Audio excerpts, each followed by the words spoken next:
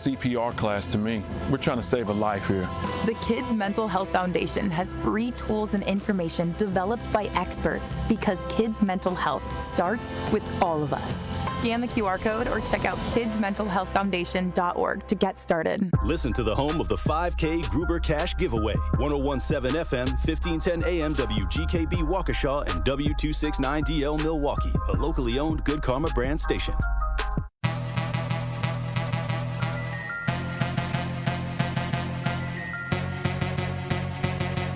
The place for the realest conversations. I appreciate United Garden Homes for stopping through with a check for $2,000. Yes. Some people came through anonymously. Yes. Dropped off money. The family has received those funds. And whatever you can do, if everybody do a little, nobody has to do a lot. The movement continues. What are some of the conditions in the jail that got people upset, like the living conditions on a day-to-day basis? We'll come out of our cell at 11 o'clock in the morning. We'll get food and we'll get medication. So that shortens the time. Those 2 hours, we'll probably get an hour out, and then we'll have to lock back down. And by lock back down, I mean we stay in our cell. We get fed in our cell. We don't come out of our cell at all. And that's pretty much the biggest problem. And they simply say that they're short-staffed. But that's not enough because they knew that they were going to be short-staffed. Like, this has been a problem for over 2 years now. The marathon continues. There's never been a better time to make change in the city of Milwaukee, starting with the youth. And we talked about the housing. Willie Hines, y'all boy Willie Hines, and they trying to change the leadership over there. We got our hands full, and it's not the time. But we got attorney B. Ivy Lamar on the lines right now, calling from the courthouse. How you doing, attorney B. Ivy Lamar? Hey, what's going on, Tori? I'm good, man. Happy to be here. Joining me on the line, Dr. Umar Johnson. How you doing, brother, Dr. Umar Johnson? Peace and Pan-Africanism, good brother Black Power, to all my brothers and sisters in Milwaukee, Kenosha, Green Bay, Racine, and across the state of Wisconsin. Yo, peace, King. I'm going to stand with you and walk with you, brother. God bless you. Because I think it's an important thing what you're doing, and you need to have the support of the community. Regardless if we live in these areas or not, it all affects us in one way or shape or form. It's time for that action and all the smoke. This is the Wisconsin Broadcasters Association award-winning Tori Lowe Show on 1017 The Truth app, and streaming live on YouTube. Man, best show in the world, bro. You got the best show in the world. I hope you know that, man. God bless you, brother. I appreciate that. Big up to you both. Thank you so much. Tori, you spoke to my kids. Liz, you did too.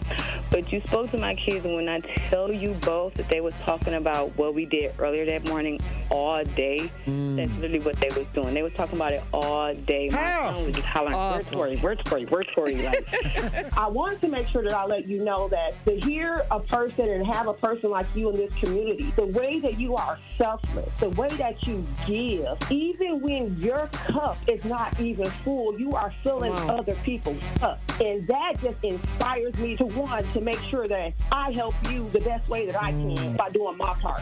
As always, my good brother, stay cool, stay calm, stay focused. Now, live from the Avenue in the heart of downtown Milwaukee, here is the king of talk radio, Tori Lowe.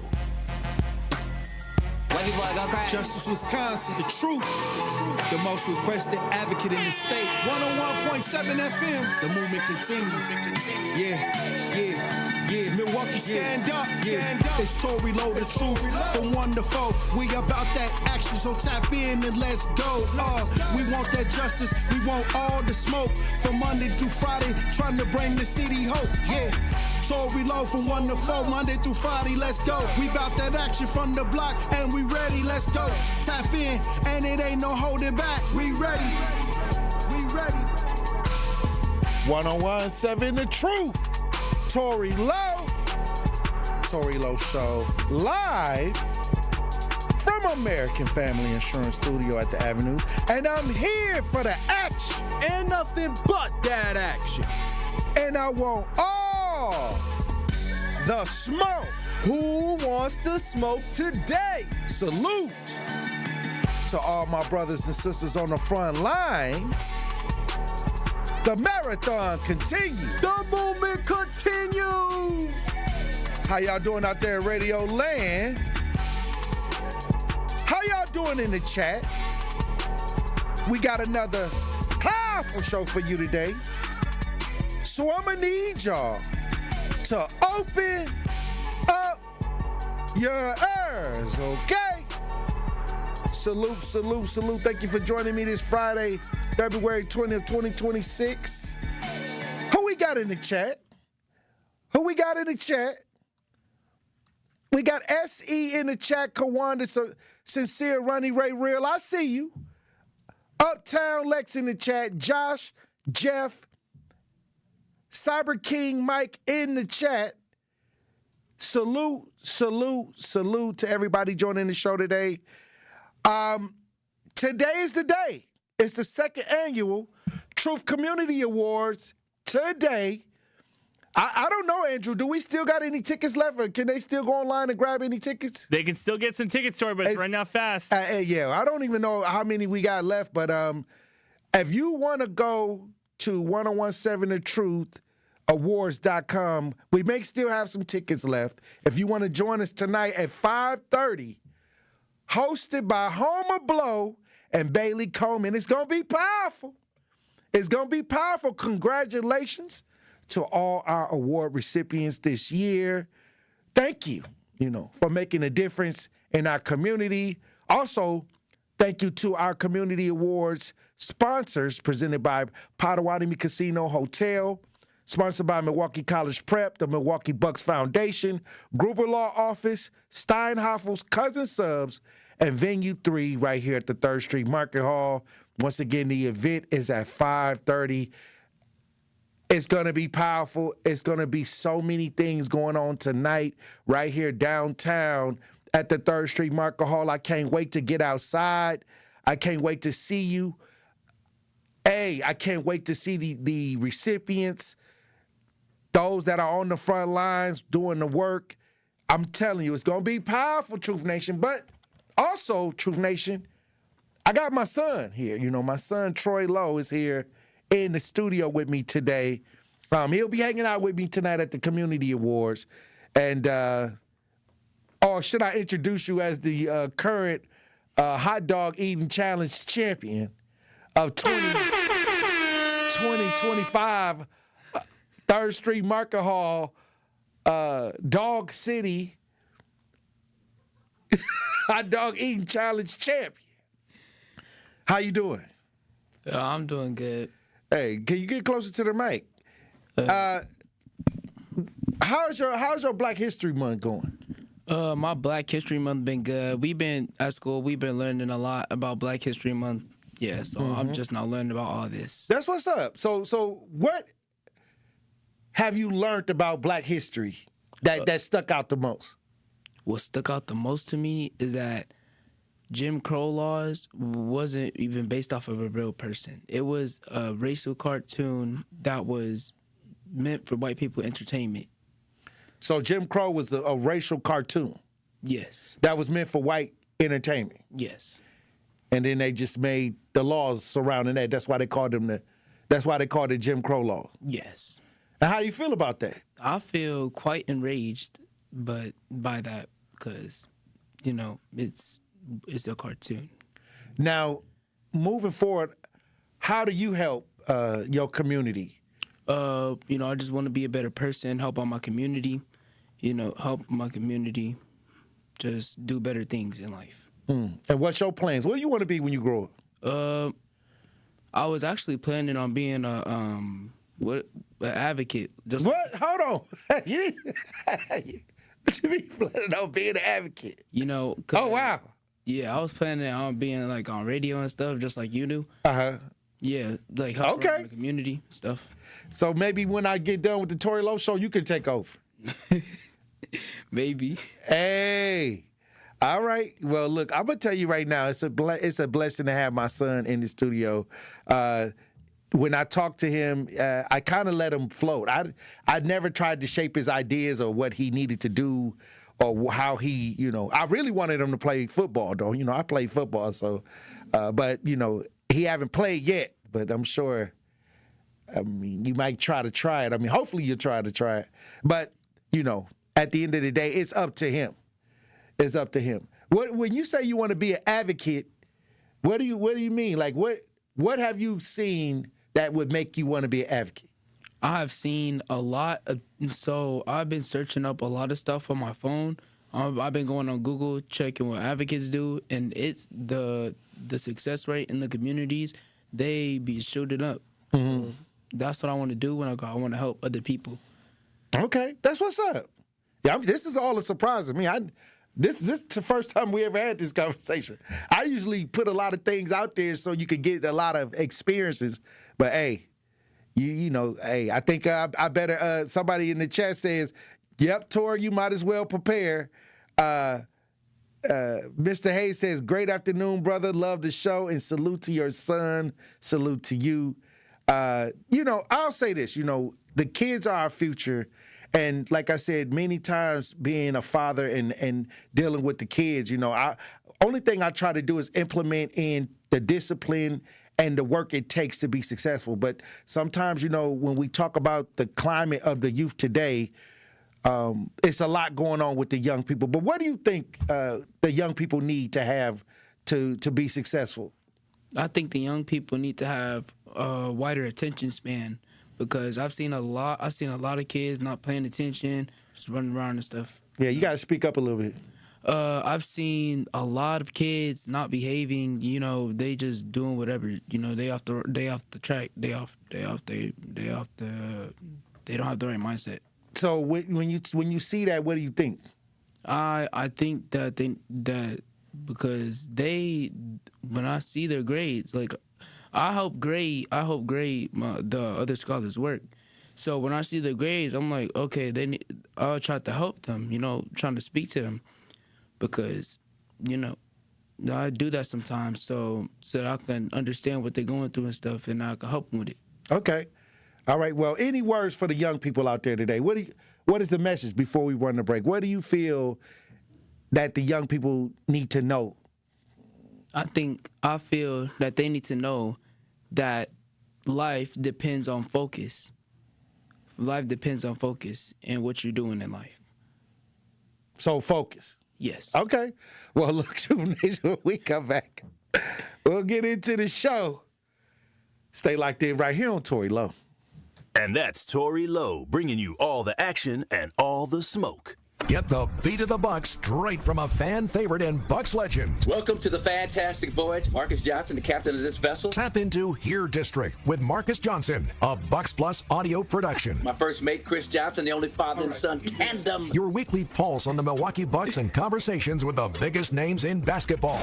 This week on the pod, Marcus and Chris talk to Hoops Hype senior insider Michael Scotto. Find Here District now on Bucks.com/plus, the Bucks app, or wherever you get your podcast. Life's better with Drive My Way from American Family Insurance because we know it's more than just a car. It's your escape pod, your adventure mobile, your memory maker. And we help protect the dreams that drive you. Personalize what you pay for auto insurance and you could save between 10 and 35%. American Family Insurance. Get a quote and find an agent at amfam.com. Products, pricing, and availability vary based on the way you purchase insurance and by state. Unsafe driving behaviors may increase your rate. American Family Mutual Insurance Company, SI, and its operating companies, 6000 American Parkway, Madison, Wisconsin. Our children deserve a real chance to make it in life, and a good education is a passport to opportunity. At City Ford Collective, we're working to make sure there's a great Milwaukee school for every Milwaukee family, because more good options lead to better outcomes. And who doesn't want that? Together, we can give every child the foundation they need to thrive, and a stronger future for kids means a stronger future for Milwaukee. To learn more about our mission, visit us at cityfordcollective.org. That's cityfordcollective.org. Hi, this is Sherwin Hughes from 1017 The Truth, and I want to talk to you about something bigger than just buying a house. I'm talking about building a legacy. Owning a home isn't just about four walls and a roof. It's about giving your kids a place where memories are made, where birthdays are celebrated, and where they always belong. It's about planting roots, knowing your neighbors, waving from the porch, and being a part of a community that feels like family. If you've been renting and wondering if home ownership is even possible, Axe Housing is here to work work with you. An Axe Housing coach will help you create a plan, a budget, and move step by step toward owning a place you can truly call your own. They've already helped over 4,000 families become homeowners, and many are paying less than they were paying for rent. Don't let where you are today stop your families tomorrow. Start your journey at axhousing.org. That is ACTS housing.org. Your legacy begins at home. This is the Tory Lowe Show on 1017 The Truth app, and 1017thetruth.com. Tory Lowe, Tory Lowe, Tory Lowe. Gotta tell him, bro. Gotta tell him, bro. Tory Lowe, Tory Lowe, Tory Lowe. Gotta tell him, bro. Gotta tell him, bro. Hey. Ghetto John Brown, 27, standing for the home team. Neighborhood hero, post traumatic soul scream. Advocate, wanna know how to give. Whose idea was it to blast a trick? Once they get back in the way, it's over. Ghetto John Brown, 27, standing for the home team. Neighborhood hero, post traumatic soul scream. Advocate, wanna know how to give. Whose idea was it to blast a trick? Once they get back in the way, it's over. 1017 The Truth, Tory Lowe Show. I cannot wait to the community awards. I cannot wait till tonight to see everybody outside tonight. It's going to be a full house tonight. It's going to be powerful. Hosted by Homer Blow and Bailey Coleman. It starts at 5:30 p.m. It's in the 3rd Street Market Hall at Venue 3. I think we got some tickets left, a few tickets left. You could go to 1017thetruth.awards.com if you want to join us tonight. I'm telling you, I mean, if we not at capacity, we close. If we not at capacity, we close. Another powerful year. And once again, I want to just make a salute to our sponsors and salute to Truth Nation for all of the work we have done since we started. Since I started broadcasting, a lot of the brothers and sisters on the front line, salute to you. And, you know, it takes work to make things happen, and salute to the ones that are being awarded this year. This is the 2nd annual Truth Community Awards. And like I said, we still got a whole year, and I'll be looking for awardees for next year. This year, when we do the call to actions, when things go, happen in the community, I keep track. And I'm going to tell you right now, we need to make sure that we highlight those brothers and sisters on the front lines that's willing to do the real work. And salute to our presenting sponsors, Potawatomi Casino Hotel, also the Milwaukee College Prep, the Milwaukee Bucks Foundation, Gruber Law Office, Steinhoffels, Cousin Subs, and Venue 3 at the 3rd Street Market Hall. But I want to get into some stories right quick. This was making the rounds on social media, and I just had this. I had to talk about it because a lot of people, they got their opinions about the president, and I looked up and I saw that this grandma defended Donald Trump at the Black History Month event at the White House. They had a Black History Month event at the White House. And I just had to chuckle because, this grandmother got up there who lost her loved one to violence. And I just want y'all to hear what she had to say. Some of y'all already probably seen it circulating on social media. But if you haven't, go to 1017 The Truth as we broadcast live on YouTube. Hit that like and subscribe button. We got some video. Let's listen. Come on in. Thank you. Yes, you can. Thank you, God. Thank you, God. That's so nice. Thank you. I like her. Please. I like him too. One thing I like about him, he keeps it real just like Grandma. I appreciate that because I can trust him because he tells exactly how he feels and what he thinks. Thank God for this president. I am filled, my cup runneth over. Because he allowed his constituents, his people to come to my house to interview me, to talk about the murder of my grandson. It seemed like nobody cared. I'm an advocate for murder. I marched. I rallied. I pulled out other families in the District of Columbia that had murders and did not have answers. Ooh. We marched and we rallied, and nobody heard me, Democrats. Get mad at me. Until this Republican sent his constituents, his people out there to interview me in my home. Have you ever heard of a thing? Then they invited me twice before Congress to testify for the beautiful bill that's going to change crime in the district. If you kill somebody, okay, you take a life, you do life.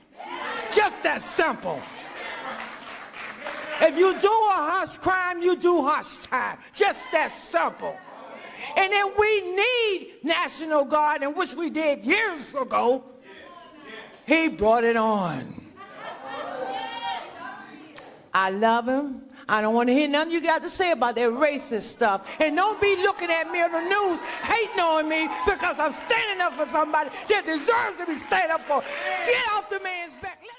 Hey, look, don't cut her off. Don't cut her off when she got powerful at the end. Look, I don't care who y'all vote for.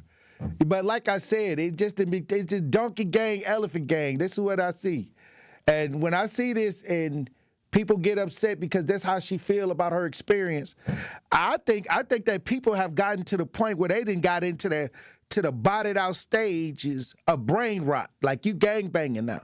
Like I let people talk and vote and do whatever they got to do. They can believe however they want to believe. I just say be about that action. But a lot of y'all, when y'all heard that, it just did something to y'all. Like y'all, she said don't come after her because how she feel about her experience. So I say this, I seen people trying to come for her too online. And these are the people that I would not hang out with or be friends with or do nothing because they let their emotions allow them to put them in a situation, gang-banging type situations. And we all know when you move off emotions, 9 times out of 10, it all ends in a bad way. Like if you are emotionally impulsive at this time, I don't want friends like that around me. Like one day they, act in one way, the next day they switch up. No, you know what I mean? Hey, salute to this lady for telling her truth. And I'll say this. I deal with people all the time when it comes to violence and when it comes to losing a loved one. And I bring families on this show all the time, and I ask them, who reached out to them?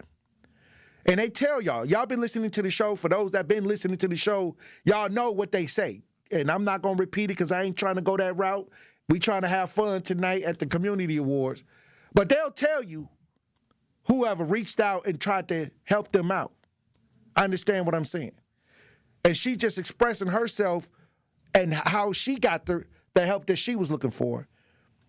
And to me, at that point, that's that. If you don't like that she got the help from Donald J. Trump, then you got a problem. That's her experience. I saw so many comments, Andrew, in the chat, calling people coons and sellouts. I think you a sellout. It doesn't matter because whatever you think, that person probably think about you. And it's never going to get anywhere. Where I judge people at is what you finna do on these front lines. I don't care who you vote for or what you're talking about. I only care if I'm going to see you out making a difference in the neighborhoods. If you doing that, we ain't going to never have a problem. And if you ain't touching no innocent life, if you ain't doing nothing to innocent life, we ain't gonna never have no problem. I could care less who you vote for. Me, I don't care. I only care if you are who you a resource for. And all this going back and forth, all this divide and conquer, and all this arguing over stuff and petty stuff, you losing. Matter of fact, when you open up your mouth to do it, you lost. Because can't nobody in my neighborhood tell me who did what for them. whether it's Democrat or Republican. So what we really talking about? I hate when I see people go against the elders in the community. Like In Milwaukee, every day I get people calling me, and mostly the elders, because of their housing conditions, because of their living conditions, because the HOA is robbing them, and I got to go over there and deal with that. I don't care who they voted for. They could have voted for Joe Biden. They could have voted for Kamala Harris. They could have voted for Donald Trump. They don't care at the time when they need that help. It don't matter who come at that moment. But they're going to always remember who came. And a lot of people that be running their mouth, talking out the side of their face, they ain't going to show up to nothing. They ain't going to do nothing. They ain't going to help nobody. They're only going to help themselves. But they got you arguing back and forth, divide and conquer, while they stealing the money, while they taking your tax money. That's all I'm going to say about that. I don't even, in 2026, if you ain't about that action, you may not even see me. You may not see me. Because I want to be surrounded by people that's really doing the real work. I don't want to be surrounded by people that's running their mouth. So I'm surprised all your teeth ain't fall out. You running your mouth so much. Ain't did nothing. I'm surprised you ain't bald mouth. They used to call them bald mouth folks. You done bumped your gums so much. I'm surprised you still got teeth in your mouth. Look, when we come at you, Nation, we have the Pop Culture Report. Truth Nation. Stay locked in. You are listening to The Tory Lowe Show on 1017 The Truth app, and 1017thetruth.com. Many wins. Many wins. Waiting at Potawatomi Casino Hotel, Milwaukee. This February, you could break the bank and get down with a share of $300,000 in prizes. Bust out your rewards card and play to earn entries. It all goes down with Thursday drawings. Break the bank. Only at Potawatomi. More info online. Must be 21 and a rewards member to play. Teachers are dynamic leaders, shaping a new generation. They bring a variety of perspectives from diverse backgrounds, innovating how they teach to prepare students for our fast-changing world. Achieving this takes skill and expertise. They're tireless explorers, creatively discovering a universe of solutions, telling stories, experimenting, inspiring, mentoring, connecting cultures, and connecting with each other. Leading by example. Experience the unique joy of helping students thrive. Teaching is a journey that shapes lives. Are you ready to begin? Explore teaching at teach.org, a campaign supported by the U.S. Department of Education, teach.org, and 1 million teachers of color. He's the voice for the people and the community's connection to change. Sometimes justice looks different to me. Do you want them in jail for murdering Corey Stingley? Yes, you do. Do you want them to go to trial for what they did and go through that process? Hey, you know. But at the end of the day, the men that took Corey Stingley's life, something happened to where they have to accept the fact that they did that and that they have to be labeled a murderer for a certain length of time and when it was nothing, I think that was a huge thing that happened when you had to climb mountains to get to this point. 13 years? The Tory Lowe Show, weekdays from 1 to 4 p.m. Live on YouTube and right here on 1017 The Truth.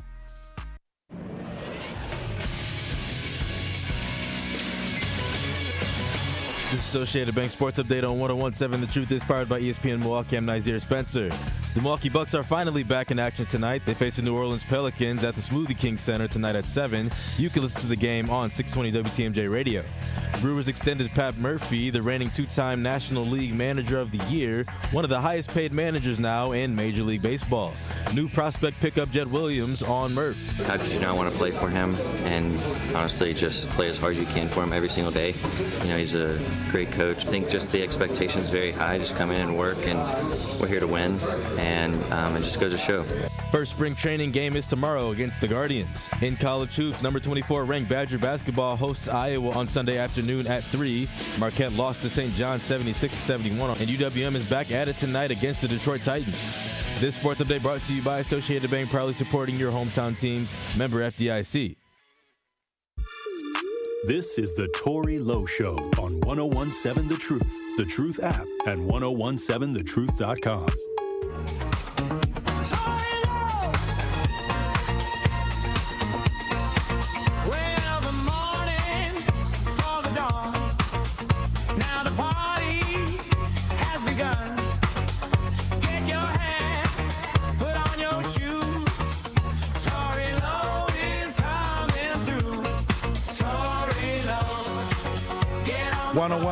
The Truth, Tory Lowe Show. Pop Culture Report brought to you by Nazir Spencer in studio. How you doing, Nazir? I'm good, man. How you doing? Hey, I'm getting ready for the Truth Community Awards tonight. Ooh, I'm excited for that. Hey, look, I'm trying. I ain't. This ain't what I'm wearing. If y'all watching this, we broadcast live. This ain't what I'm gonna wear. You wearing a suit and tie? I'm gonna go transition after the show. I'm about to go in there. And no, it ain't a surprise. I just didn't want to get nothing dirty. I didn't want to get, I didn't want to try to, because I drank coffee during the show. I didn't want to spill nothing on. Okay. All right. Give me like a rundown. What's your outfit? Like what you be wearing? No, it's just gonna be, like something fly. Yeah, we got to get dazzled up a little bit. You know what I mean? Not like how you do black tie affairs and nothing like that. But we just got to get, it's our turn to come outside. This is our award. This the front line. That's what I'm trying to say. We got to come out there. You know what I mean? We got to come with that. I got that stuff on. Okay. What shoes you wearing now? I got to know that. Hey, let me tell you something. Hey, it's that player. Uh-oh. All right. Okay. It's powerful, huh? I'm trying to tell you. We outside today. I need to pick. We're going to have some fun tonight. All right.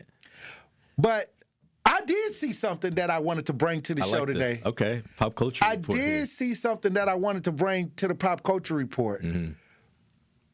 The underage girl that was on the first videotape when R. Kelly first went to trial. Yeah.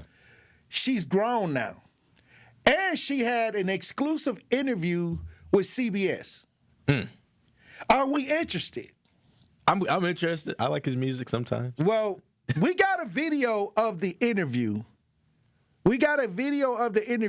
And I found this interview interesting, but I want to elaborate on it after we play some of the audio on this. If you're watching this broadcast live, make sure you hit that like and subscribe button. Hey, look, we got the audio and video of the young girl that was in R. Kelly, that first scandalous video that came out a long time ago where she was underage. It was a minute ago, right? Yeah, but he beat that trial. Right. Yeah, that's what I'm saying. Yeah. Okay. But we're going to talk about it. Okay. I'm going to listen to the video. If you watch this rebroadcast live, we got audio and video. Let's listen. It was a couple of weeks before your 17th birthday. You say, Robert told me the copies of one of the sex tapes of 14-year-old me were beginning to be sold on the streets of Chicago and across the country. Your reaction to that when you think about hearing those words from R. Kelly, that this tape is out there, and you were 14 years old? I was empty. I was very hollow inside. I was very confused, didn't know what to expect, and I was embarrassed. Why not tell the truth in 2002 or 2008 when there was finally a trial after 6 years? That's one of my biggest regrets, not telling the truth. But again, when I have been trained and groomed since I was age 13, I started believing the lies that I was telling. It was very foggy and unclear on what I really felt versus what was right or what was wrong. And even in moments where I despised Robert, I still lied for him. When I look back at that trial, this idea that people who were not part of the jury were able to see some of that video, and the jokes that came from the video, because we're talking about seeing a person at the time not knowing who it is for sure, being urinated on and talked about. And it's almost like, oh my gosh. Do you look at even the justice system as not protecting you to some extent? I mean, thinking about that video being played before a gallery of everyday citizens? I definitely think things could have been handled differently. I'm happy I wasn't there to witness everyone watching that. You know, to the world imagery, I was not made to be a victim. I was a mockery. And that was very difficult. All right. Well, she's speaking out after all these years. Right. That's interesting. She said she protected R. Kelly. She was groomed. And I see it all the time now. When I go after missing girls, and we get them, they do not want to tell on the groomer. Many times they don't tell. Right. Because they have been groomed that this person loves them and is going to look out for them. And so they'll say that they'll lie so that person don't go to jail many times. So I've seen it happen. But when she talks about it, when you talk about how she felt at the time as a young girl dealing with R. Kelly in a manner that's, diabolical at certain levels. Right. I just feel like now her story is coming out, and to me, a lot of people got questions. Why was she so silent all these years? I mean, then most of the girls that were involved with his next case kind of did the same thing until that moment. So this is like a common theme, it seemed like, and I don't know if he's behind the scenes. He's, do you know how people be saying that in the comments? He paying people off to not say stuff and something like that. Maybe that's the case for some of these girls, but it's interesting that she's now coming out saying, well, he's in jail now and he's broke. Yeah. I mean, was she? All right, this is my question. Mm-hmm. Did the money that she was getting paid run out? That's what I'm thinking. All right, because I don't know. That would be my question, because now he's in jail. Right. He's no longer able to do anything. Can't defend himself. And even he can't even defend himself right now. Right, From what I'm hearing, they trying to attack him in jail. Yeah. What I'm saying is, now is she talking, and now she coming out, and she's doing exclusive interviews. They paid her. You can get paid for this. Yeah. All I'm saying is, we know she's a victim. Right. We know she lied. Well, from what she's saying, to keep R. Kelly from getting in trouble. Right. But are we here for this right now? Because the time limit what should we do with this, basically? Like when he got convicted, I felt like she should have came out and been like, I lied about his first case. Like, this is exactly right. He should be put in jail. Like, she should have came out and said this stuff. I feel like, she's right trying to say that the grooming was so powerful.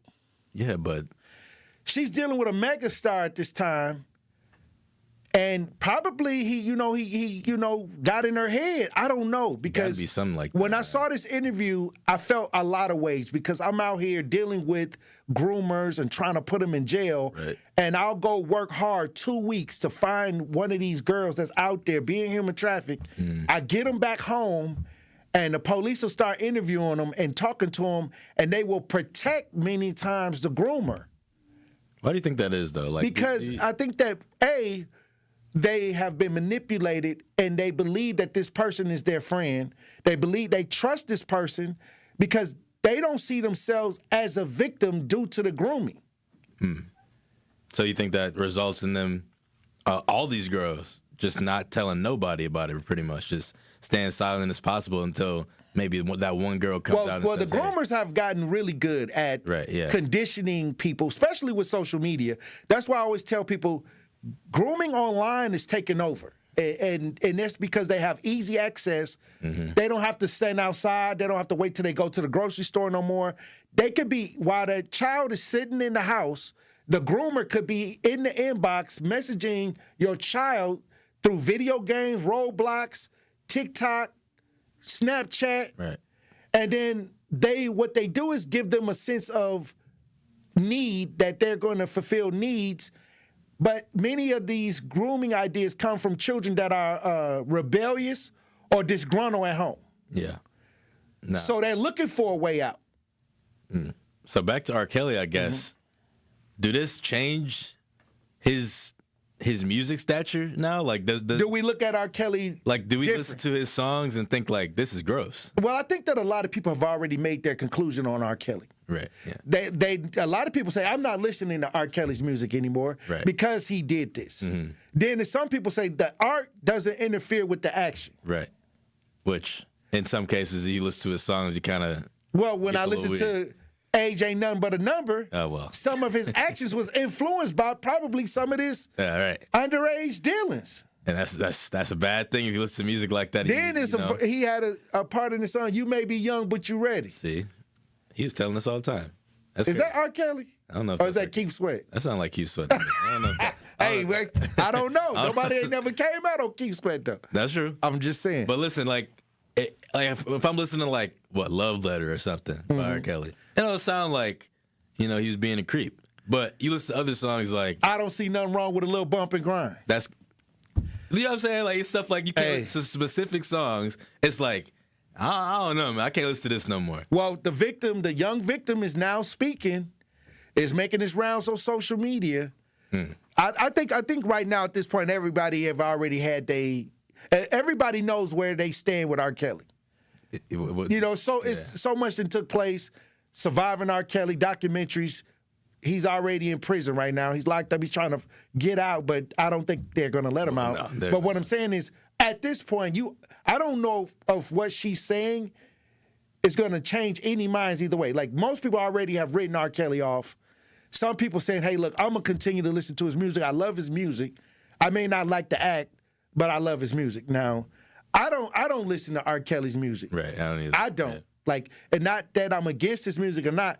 I just don't, after all of that, I just don't have it just feel weird to listen to his music. Not even that, it's just, I'm going to move on. Right. There's other stuff that's going on out here. Yes, other music that's dropping that. I'm not going to get enraged if it come on. Right. But I'm not going to go and play it and go to YouTube and go and try to specifically go and look for a song.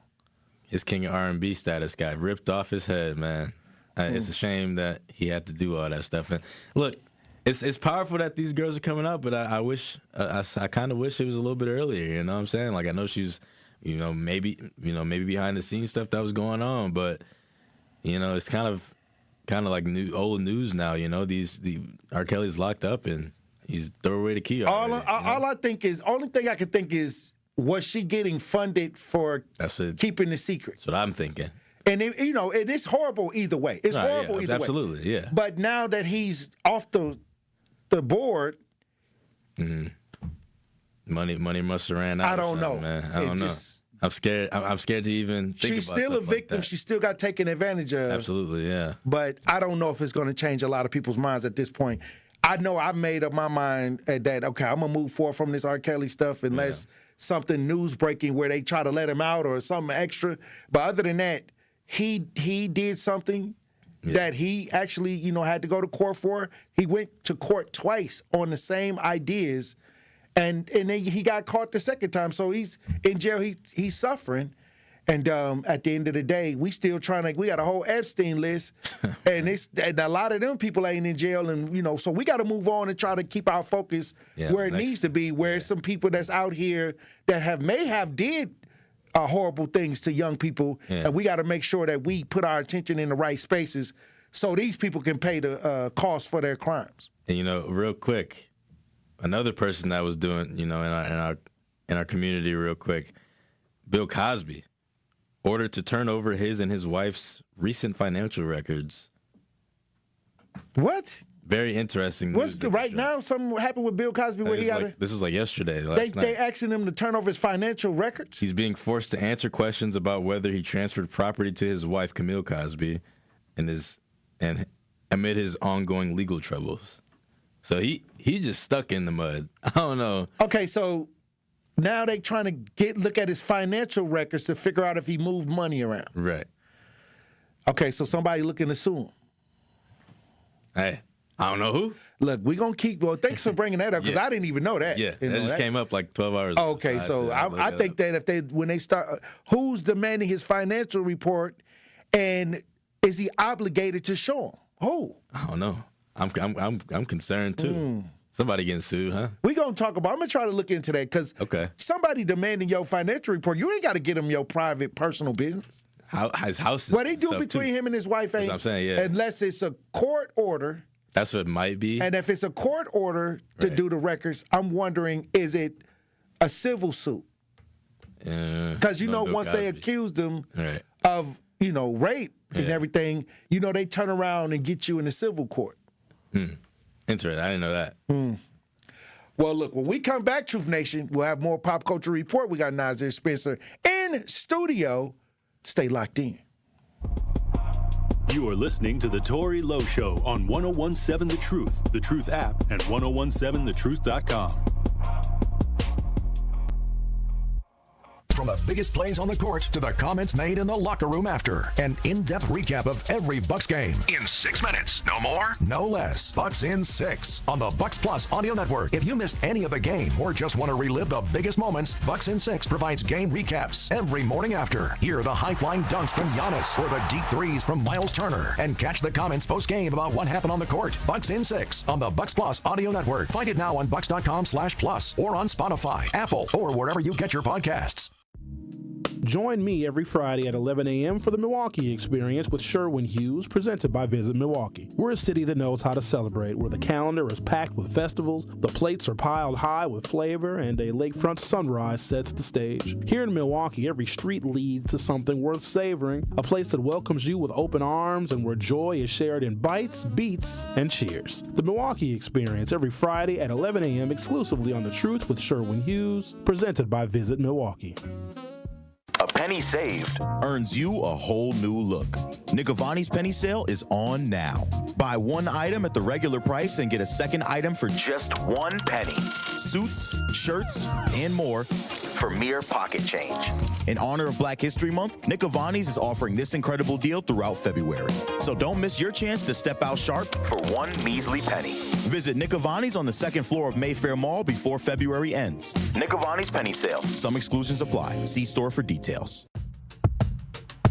Hi, this is Sherwin Hughes from 1017 The Truth, and I want to talk to you about something bigger than just buying a house. I'm talking about building a legacy. Owning a home isn't just about 4 walls and a roof. It's about giving your kids a place where memories are made, where birthdays are celebrated, and where they always belong. It's about planting roots, knowing your neighbors, waving from the porch, and being a part of a community that feels like family. If you've been renting and wondering if home ownership is even possible, Axe Housing is here to work with you. An Axe Housing coach will help you create a plan, a budget, and move step by step toward owning a place you can truly call your own. They've already helped over 4,000 families become homeowners, and many are paying less than they were paying for rent. Don't let where you are today stop your family's tomorrow. Start your journey at axehousing.org. That is ACTShousing.org. Your legacy begins at home.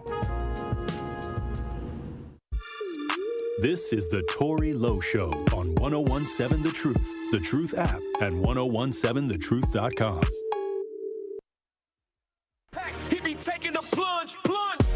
Call on Tory Lowe. Call on Tory Lowe. Call on Tory Lowe. Call on Tory Lowe. Call on Tory Lowe. Call on Tory Lowe. Call on Tory Lowe. 1017 The Truth, Tory Lowe Show. Nazir Spencer. Yo. That was crazy with that last before we went to break, that Bill Cosby, they're looking for his financial records, and I thought that off the top he's in some kind of court situation where a civil lawsuit is trying to find out how much he has.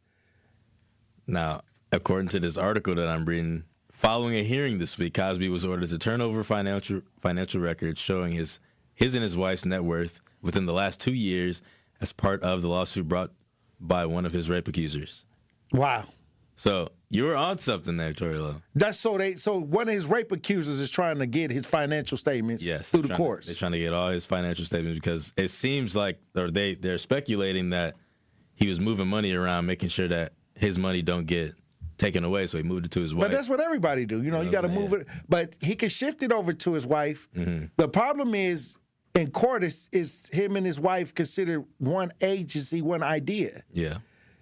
Yeah, so, I mean, the judge said Cosby will have to produce any documents showing the transfer of any property from him to his wife or his family or any business trust and company in which his wife or family has an ownership in the past. They trying to take Bill Cosby out. He's stuck in the mud, man. He cannot get out of this quicksand. It's crazy. He's just sinking. It all come back on him. Yeah. It took a long time. It took a long time. But He's I back guess around. when you have these charges, because he even said he did this. He's not. Yeah, he admitted all of it. Yeah. So now in civil court, it's not criminal. All they need is. They all need documents. They already got the information. He already said he did it. Yeah, liability. Now they're trying to find out how much it's gonna cost. Yeah, so all his money could be gone. So that's the only thing they got left. It's no doubt that he have done this. Right. Now they trying to figure out how much is gonna hit him. How much they gonna hit him in the pocket. How much? I wonder how much they gonna hit him for because he been down in the dumps for a minute. Well, Cassie got. What, 30 million? Yeah, like 35 or something like that, I think. From Diddy, so yeah. I'm sure they're gonna base it off of somebody that was way successful at the lawsuit ideas that, it's kind of like football. Like if one NFL quarterback get a high contract, all of the other contracts are based off what he was able to get. Right. So Cassie right now might be she might be the blueprint. Yeah, that's what I'm saying. The for abuse. Yeah, I guess so. Just to get that money from somebody that got a lot of money. Right.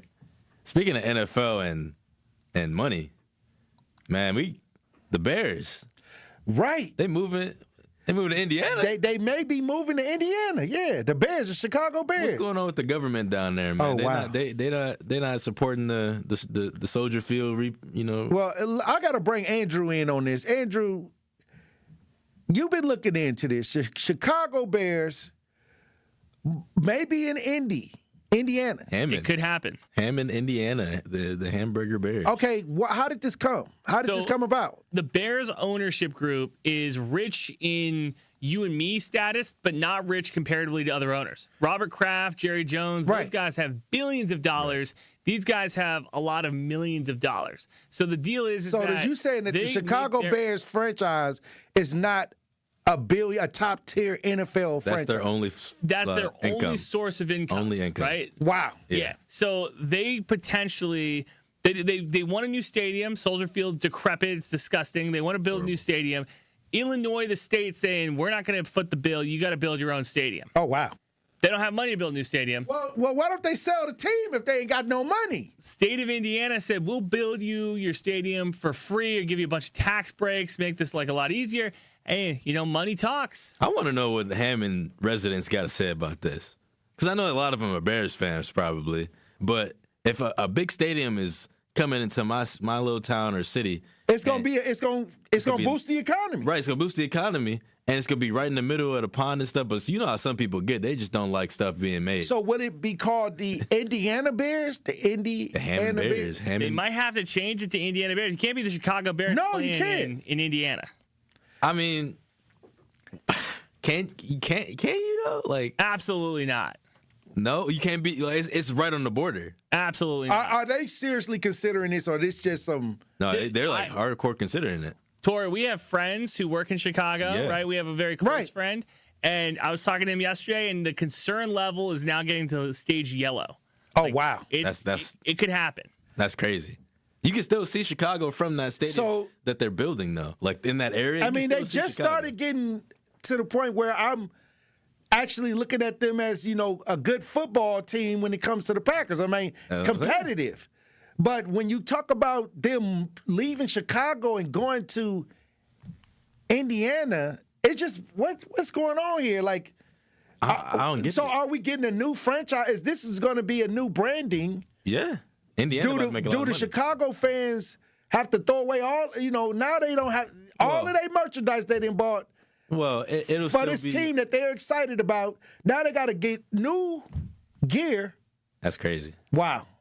I think that they still had the same gear. I just don't know. The whole issue is it Chicago Bears? Because if it's not Chicago Bears, then you might be onto something. Hold on. All the merchandise could be gone. Uptown Lex says the 49ers don't play in San saying. Fran, but they are called the 49ers. Yeah, but they're in the same state. I You can't be understand called that. the Chicago Bears playing in Indiana. That's what I'm saying. That's the confusion. Like the Jets were New Jersey Nets, but they were really in New York.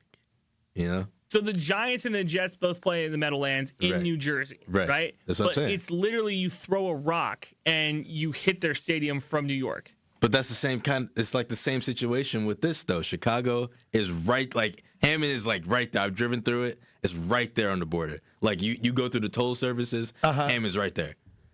It's right when there on the edge. Right when you pass the toll services. I'll Hammond's tell you right there. now. I think if it's a rocks throw from Chicago, It's still got to be Chicago. It got to be Chicago. I'm telling you right Maybe now. they'll build a little edge of the stadium in Yeah. Illinois, like to keep it because this is on the border, Some fun. and try to keep it Chicago Bears. Corey, this is the first time Packers and Vikings fans can grasp hands and lock on. Oh wow, We're calling them the Indiana Bears. If they move to Indiana, that they're don't the even Indiana sound Bears. right. They're the Indiana Bears. They're not the Wow. Chicago Bears that play in Indiana. Ain't no Bears in Indiana. Bears, Sea Bears. That's it. Oh man, ain't no Bears in Indiana. They got a bunch of Colts and Pacers. Man, Indiana kind of on the come up though. They got Kalen Clark.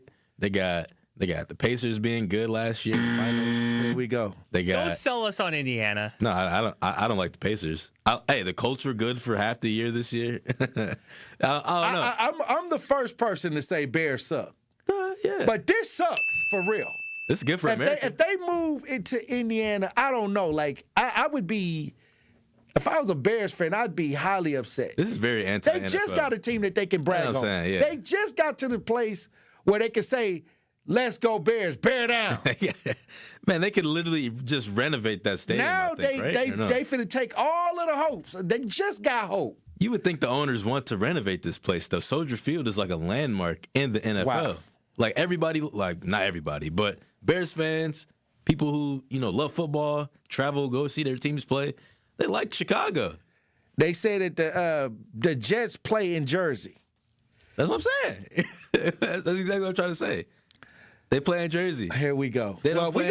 Keep me up to date on this, Andrew and Nazir. I don't know. I got you. I don't follow the Bears like that. I don't like. If you don't like something, you don't even pay no attention to us. I don't pay attention to the Bears like that. I don't even think the Ravens play in They don't even play in Baltimore. Well, we're going to try to We'll get see. a little bit deeper than that. Thank you for the Pop Culture Report. Yes, Have a sir. fun, safe weekend. Yes, sir. You too. coming to the Community Awards tonight? Not tonight. I can't tonight, but I'm Well, you know what? I would. All right, we finna run the break. Hey, look, I wouldn't when we invite. come back, I wouldn't invite. we'll have more discussion, Truth Nation. Stay locked in. On Friday night, the Milwaukee Panthers head to Michigan to take on Horizon League Conference foe, the Detroit Mercy Titans. And Dorcia slip it right at the top. Elam contested three, and it doesn't matter. He buried it anyway. 20 to shoot.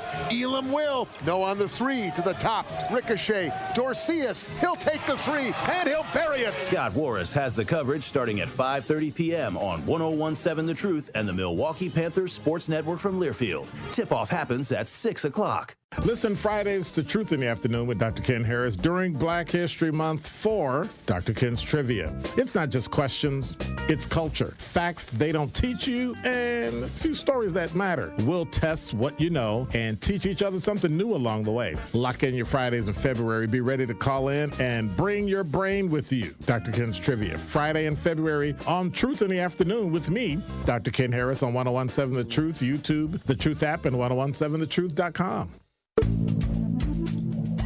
Good Karma Brands is proud to be an equal opportunity employer, providing equal employment, development, and advancement opportunities to all teammates and applicants. To learn more about careers with us, please send an email to talentacquisition@goodkarmabrands.com. That's talentacquisition@goodkarmabrands.com. Metastatic breast cancer, or stage 4 breast cancer, happens when cancer spreads beyond the breast to other parts of the body. About 168,000 women are living with it today, with Black women at a higher risk due to various factors. Research has led to treatments that help manage the disease and improve quality of life. The Everyday Counts study explores how nutrition and exercise coaching can support women with metastatic breast cancer. To learn more about the Everyday Counts study in Milwaukee, call 414-955-8819 or email edc@mcw.edu. If you or someone you know has stage 4 breast cancer, please encourage them to call and enroll in this valuable study. Again, call 414-955-8819 or email edc@mcw.edu. Get the truth and nothing but the truth with Sherwin Hughes every weekday from 9 a.m. to 12 p.m. on 101.7 FM, 1510 a.m. WGKB Waukesha, and W269DL Milwaukee, a locally owned Good Karma brand station. Justice, Wisconsin, the truth. The most requested advocate in the state. 101.7 FM. The movement continues. Yeah. Milwaukee, stand up. It's Tory Low, the truth. From 1 to 4, we about that action, so tap in and let's go. We want that justice. We want all the smoke. From Monday through Friday, trying to bring the city hope. Yeah. Tory Low from 1 to 4, Monday through Friday, let's go. We bout that action from the block, and we ready, let's go. Tap in, and it ain't no holding back. We ready. 101.7 The Truth. Tory Low. Tory Low Show live from American Family Insurance Studio at the Avenue. The movement continues. The marathon continues right here on 101.7 The Truth. Thank you for joining me for the second hour of the Tory Low Show. And we got a special guest, a powerful guest, I would say. A legend, a Milwaukee legend in the studio. We got the legendary Muhib Dair in studio. I Will Not Die Young campaign, mentor, advocate, strategist, motivation. Yes, sir. What else? I mean, I don't. It's the list goes on Just and a child on and of on. God. Man, it's good to be here with you, brother Tory. Muhib, we go way back. You was brother. just honored at the City Hall. Yes, sir. For the work that you do in the community. Yes, sir. And that's a blessing. Mm-hmm. Especially being a little black boy from the north side of Milwaukee, from a street called Burleigh that is known as the Zoo. You know, we North Division kids, man. Hey, look, let me tell you something. We got North Division alumni. Blue Devils. We Blue Devils. I remember you used to, when you started, I don't even know if that's when you even started, but that's when you was making a lot of noise with Beauty Island. Yeah. You know, you went out there because of what happened, an incident that happened inside the store with a black woman. Yeah. And from there, you just have consistently been visible and an aid and a help for the city of Milwaukee. Yeah. Man, I tried to do my best, man. You know, all praise belongs to God first and foremost. You know, I give credit to,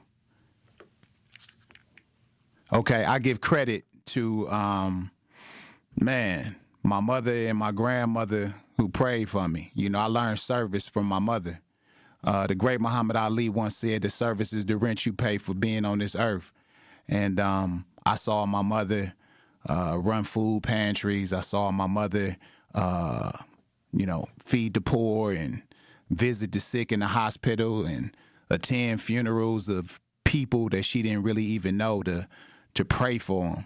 You know what I mean? And that seed of service just went down on me, into me. Mm-hmm. So in reality, everything you see me doing in this day and age, I'm just a reflection of her.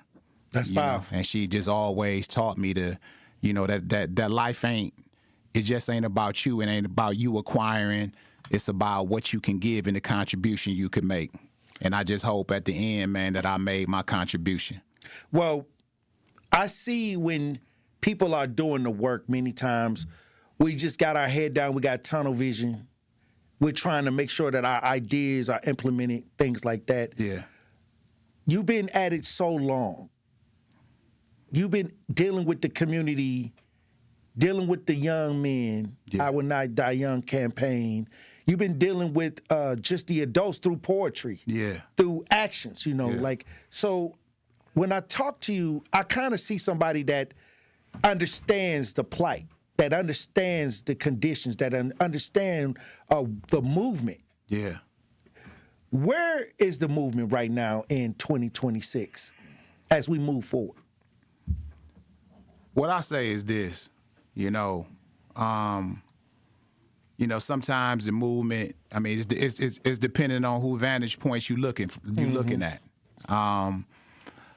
I can't necessarily speak about the movement in its entirety. Well, your movement. What I can speak about is the fact that I get up every day and try to give hope to the hopeless. In 2005, and I always bring my godson's shirt with me, obituary T-shirt. This is really when I got my wake-up call when my godson Preston Blackmere was murdered on 28th and Burleigh. This is the origin of the campaign against violence and the I Will Not Die Young campaign.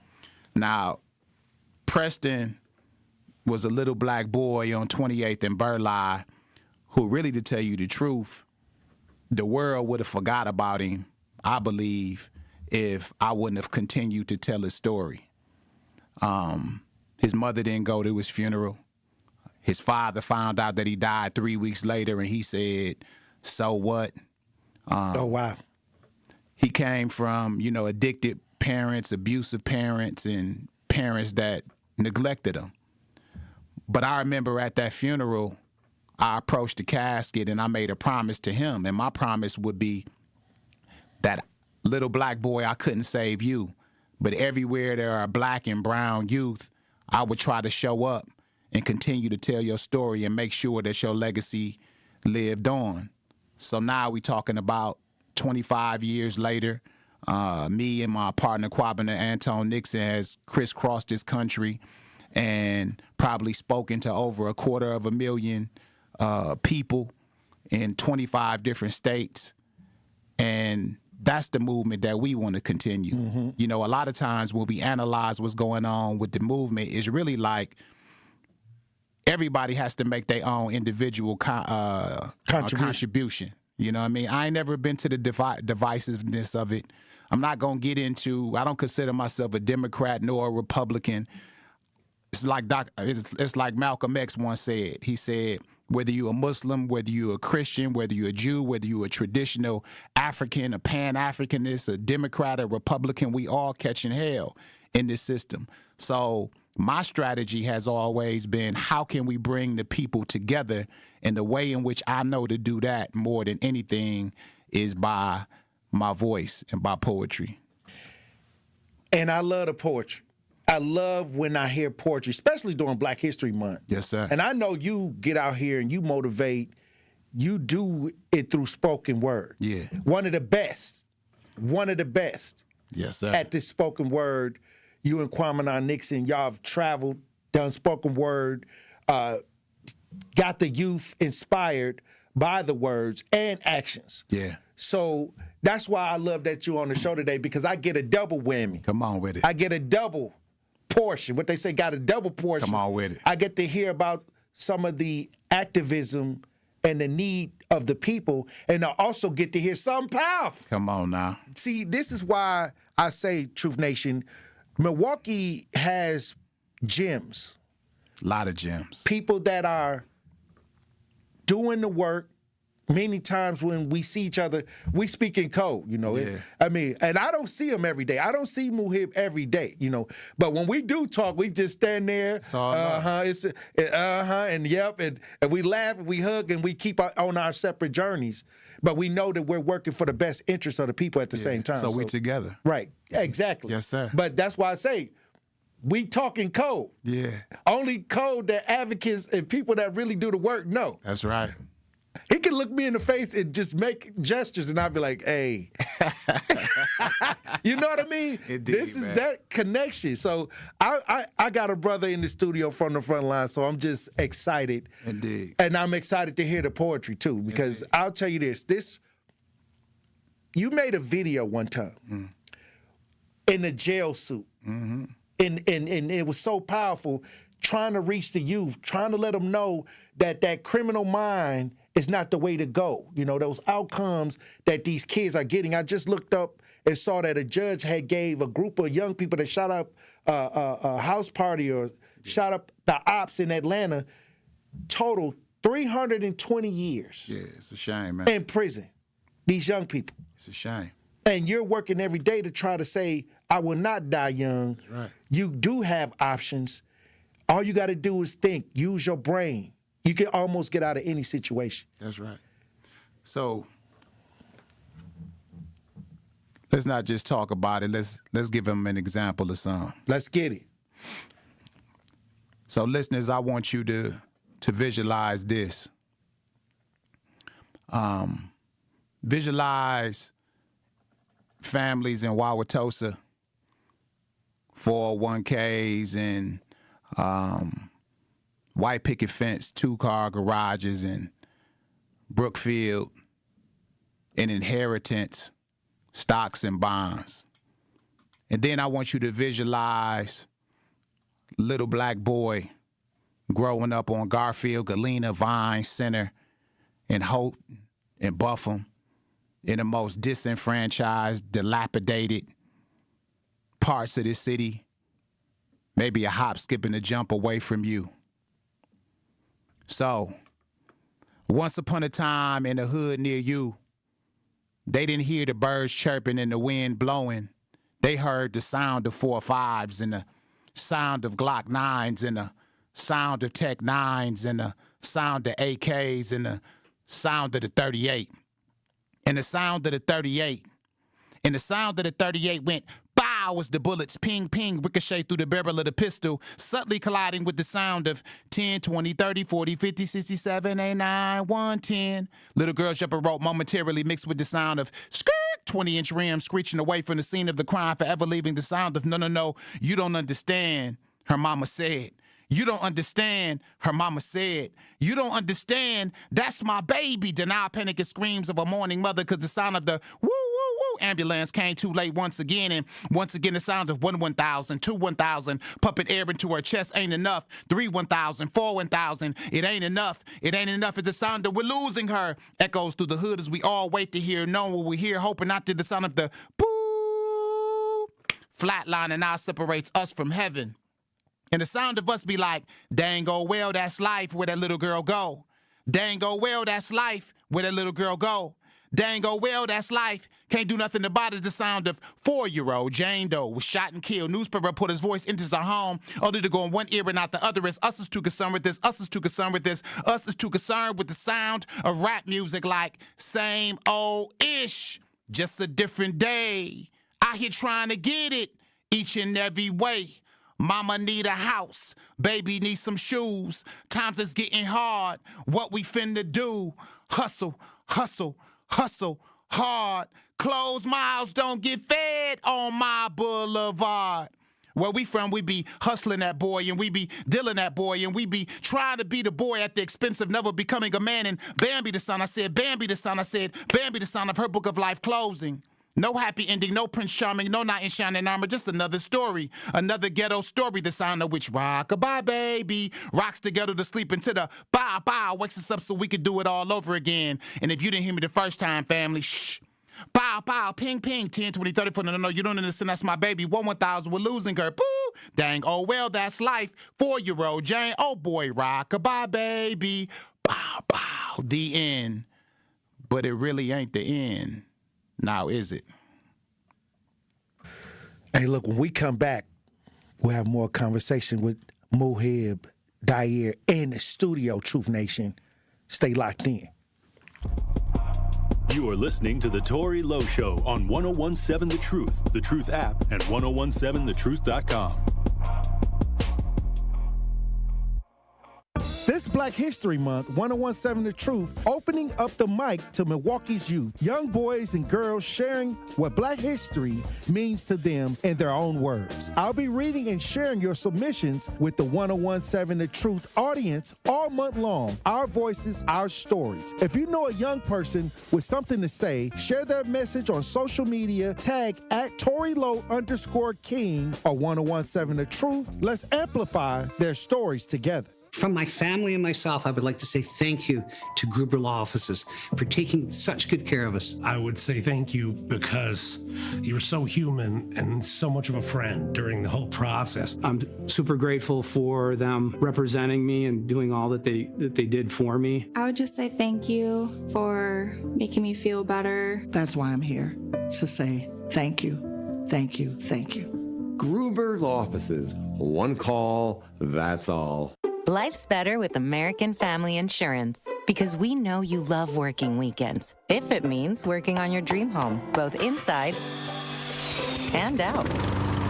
And we're here to help protect those dreams so you can enjoy peace of mind. Save up to 40% when you bundle home and auto. American Family Insurance. Get a quote and find an agent at amfam.com. Products, pricing, and availability vary based on the way you purchase insurance and by state. Some exclusions apply. American Family Mutual Insurance Company, SI, and its operating companies, 6000 American Parkway, Madison, Wisconsin. Hi, this is Sherwin Hughes from 1017 The Truth, and I want to talk to you about something bigger than just buying a house. I'm talking about building a legacy. Owning a home isn't just about four walls and a roof. It's about giving your kids a place where memories are made, where birthdays are celebrated, and where they always belong. It's about planting roots, knowing your neighbors, waving from the porch, and being a part of a community that feels like family. If you've been renting and wondering if home ownership is even possible, Axe Housing is here to work with you. An Axe Housing coach will help you create a plan, a budget, and move step by step toward owning a place you can truly call your own. They've already helped over 4,000 families become homeowners, and many are paying less than they were paying for rent. Don't let where you are today stop your family's tomorrow. Start your journey at axehousing.org. That is ACTShousing.org. Your legacy begins at home. This is the Tory Lowe Show on 1017 The Truth app, and 1017thetruth.com.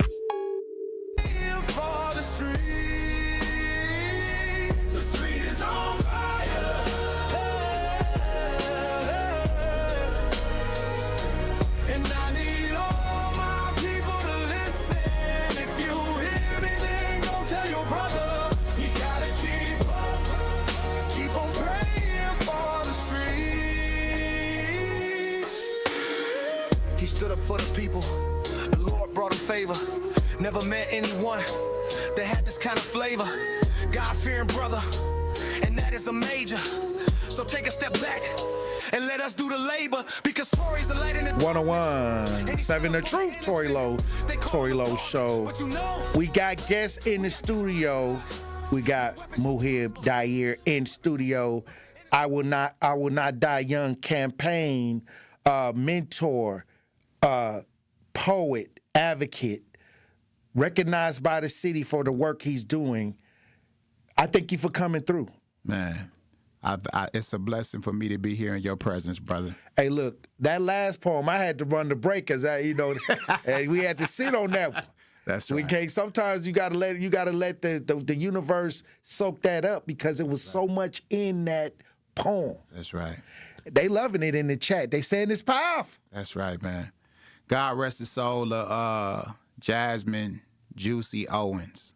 It's a name that goes way back. I believe Jasmine was killed on 29th and Locust. Mm-hmm. I forget the year. It was a while ago.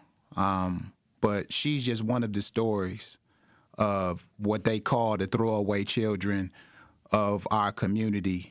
But we know and understand that just like street signs get named after important people, that our people are important too, that they're worthy of more than just a shrine, teddy bear and flowers that the city is going to take down because it's a sore eye when you drive through certain neighborhoods.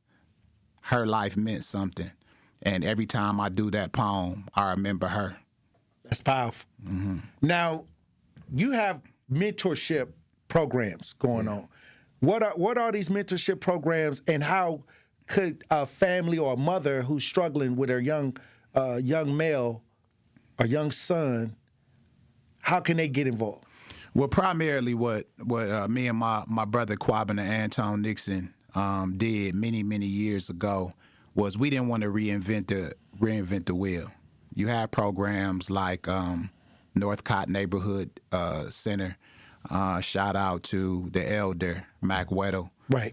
You have powerful programs like the Running Rebels organization. Shout out to Brother Vic, who's been doing the work so many years. Shout out to the elder also at the Cage, Andre Lee Ellis, who's having the 500 Black Tuxedo Walk.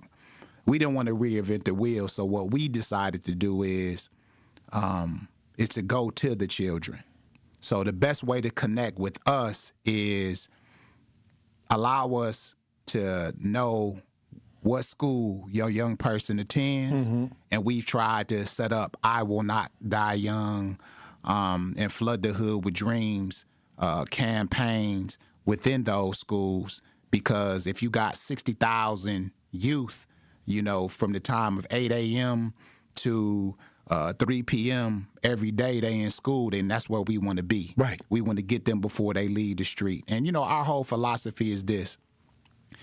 The I Will Not Die Young campaign chant, if I could just tell you a little bit of it, is just imagine a group of young black boys who the world has discarded. Now they locked arms. They doing cathartic writing exercises, talking about their pain. The judge might know them as high-speed delinquents or shooters, but all we see is our sons who, if they had different guidance and role models, maybe they would have took a different route. But imagine those young boys talking about their truth and then locking arms powerfully and saying this chant: I'm great, I'm mighty, I'm awesome, I'm magnificent. My destiny is not to let my dreams die. My destiny is to control all 196,940,400 square miles of this earth. It belongs to me. I'm a boss. It belongs to me, and we will not die young. Now, what if that was their identity? What if they internalized that? What if we, like we were talking about offline, saw themselves as world changers and citizens of the world, that God gave them dominion over this planet, and they could build on it, they could own a piece of it, they can travel it, as opposed to dying on a city block that's 1/8 mile long, that they knew that the world belongs to them. And that has been our mission. That's powerful. And many times when we talk about the schools, they say it's not enough black men role modeling. But I see brothers, dads on duty, people that are making programs to be inside these schools and be effective in the lives of these young people. Yeah. Every day. Yeah. So we gotta, part of our work, and you know this, Tori. We control the narrative.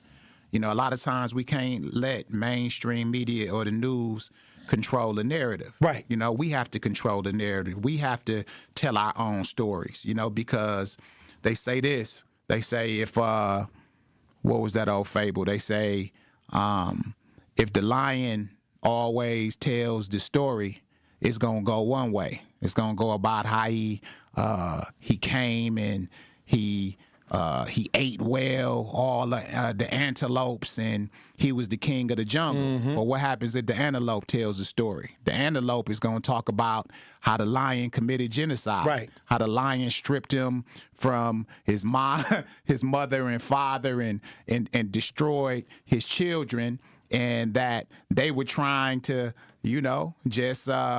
just bask in the glory of what God created them. So it's like we have to begin to intentionally tell our story, especially here in Milwaukee. And there are a lot of good brothers and good sisters that's doing excellent things to make a change and make a difference. Well, I'll say this, many times when we talk about our community, the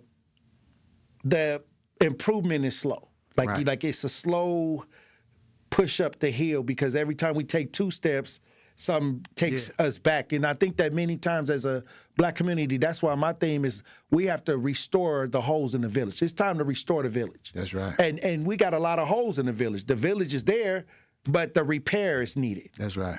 And many times the brothers and sisters on the front line bear the brunt of a lot of the responsibility when many times it seems like nobody's trying to take accountability. That's right.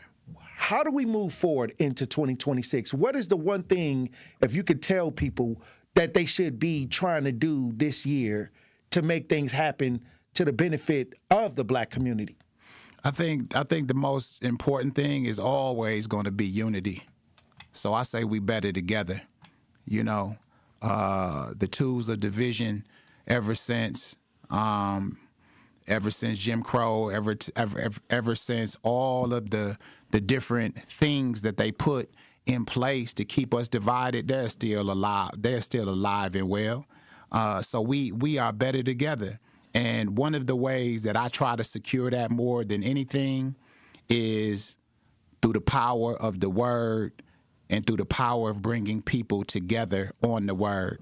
So this is Black History Month, and I want to do another poem for you real quick to give people that feeling. Because a lot of times we could talk about it, but the poetry gives them the feeling of the reality of what it can be.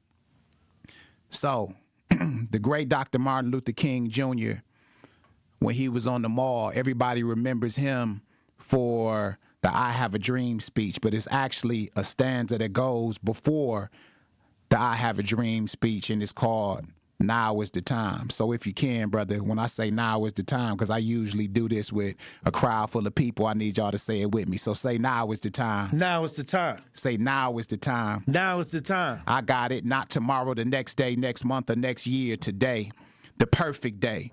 Perfect moment for us to realize our dreams. All obstacles will be moved out of our way. We will triumph by any means, not someday. But right now, right now, right now, now is the time. Now is the time. See, your past doesn't matter anymore right now. And it can't hold you back anymore right now. And it don't matter that your mama failed you or your pops left you. Disappointment is behind you. But if you look ahead down the road of life, the city of happiness is just over the hill.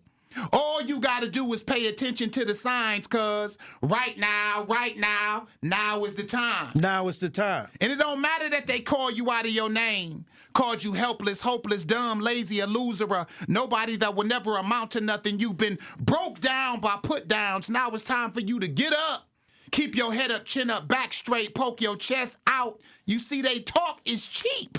But what you say about yourself, baby, is priceless. So say that you mighty, say that you awesome, say that you talented, say that you gorgeous, say that you gifted. Say it with me, say now is the time. Now is the time. Say now is the time. Now is the time. I got it. Not tomorrow, the next day, next month, or next year. Today, the perfect day. Perfect moment for us to realize our dreams. All obstacles will be moved out of our way. We will triumph by any means, not someday.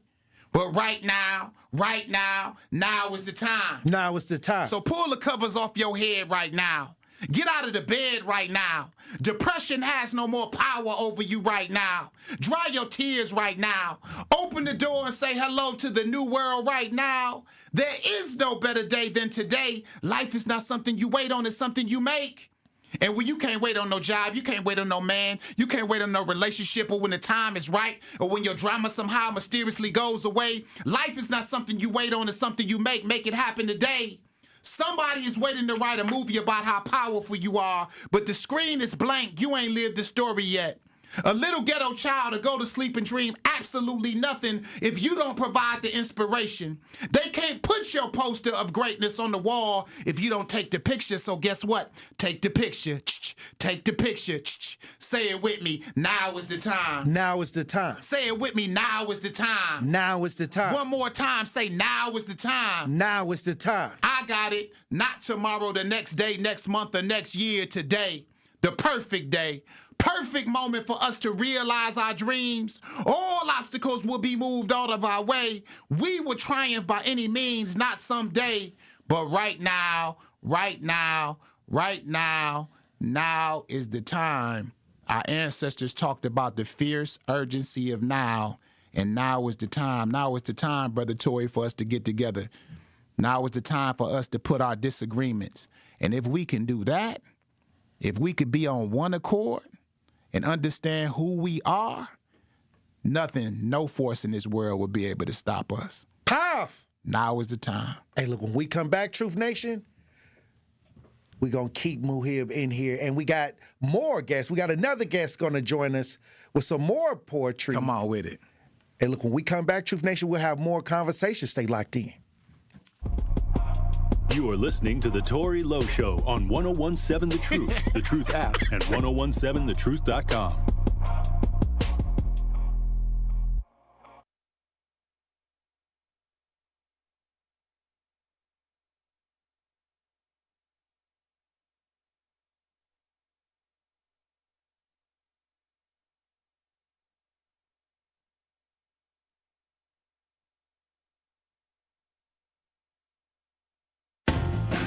In celebration of Black History Month, it's coming to Milwaukee for one amazing performance. The Sounds of Gospel Music.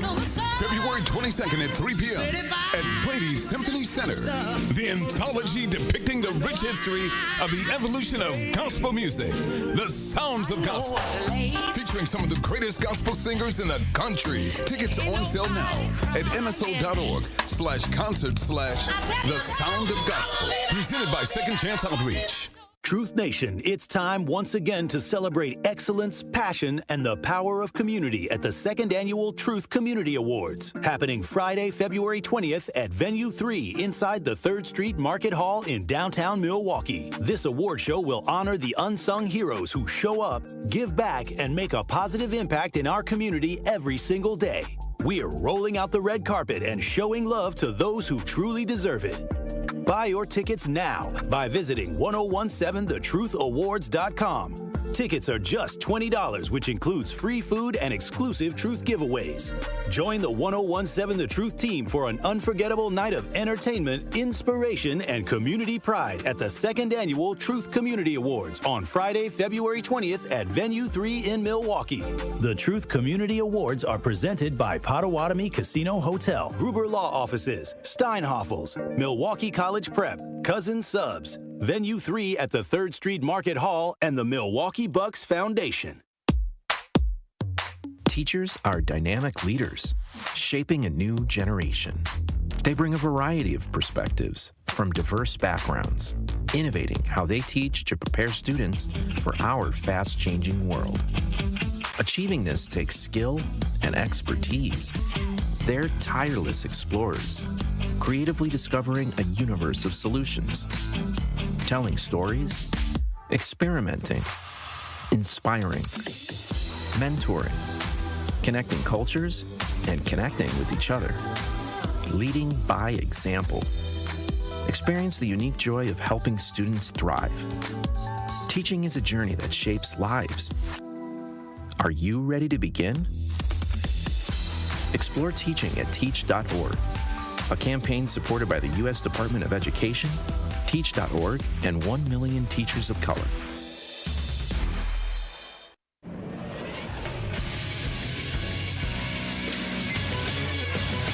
This is Associated Bank Sports Update on 1017 The Truth is powered by ESPN Milwaukee. I'm Nazir Spencer. The Milwaukee Bucks are finally back in action tonight. They face the New Orleans Pelicans at the Smoothie King Center tonight at 7. You can listen to the game on 620 WTMJ Radio. Brewers extended Pat Murphy, the reigning two-time National League Manager of the Year, one of the highest-paid managers now in Major League Baseball. New prospect pickup Jed Williams on Murph. How did you not want to play for him and honestly just play as hard as you can for him every single day?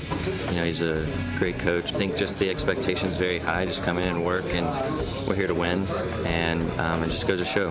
First spring training game is tomorrow against the Guardians. In college hoops, number 24 ranked Badger basketball hosts Iowa on Sunday afternoon at 3. Marquette lost to St. John 76-71, and UWM is back at it tonight against the Detroit Titans. This sports update brought to you by Associated Bank, proudly supporting your hometown teams. Member FDIC. This is the Tory Lowe Show on 1017 The Truth app, and 1017thetruth.com.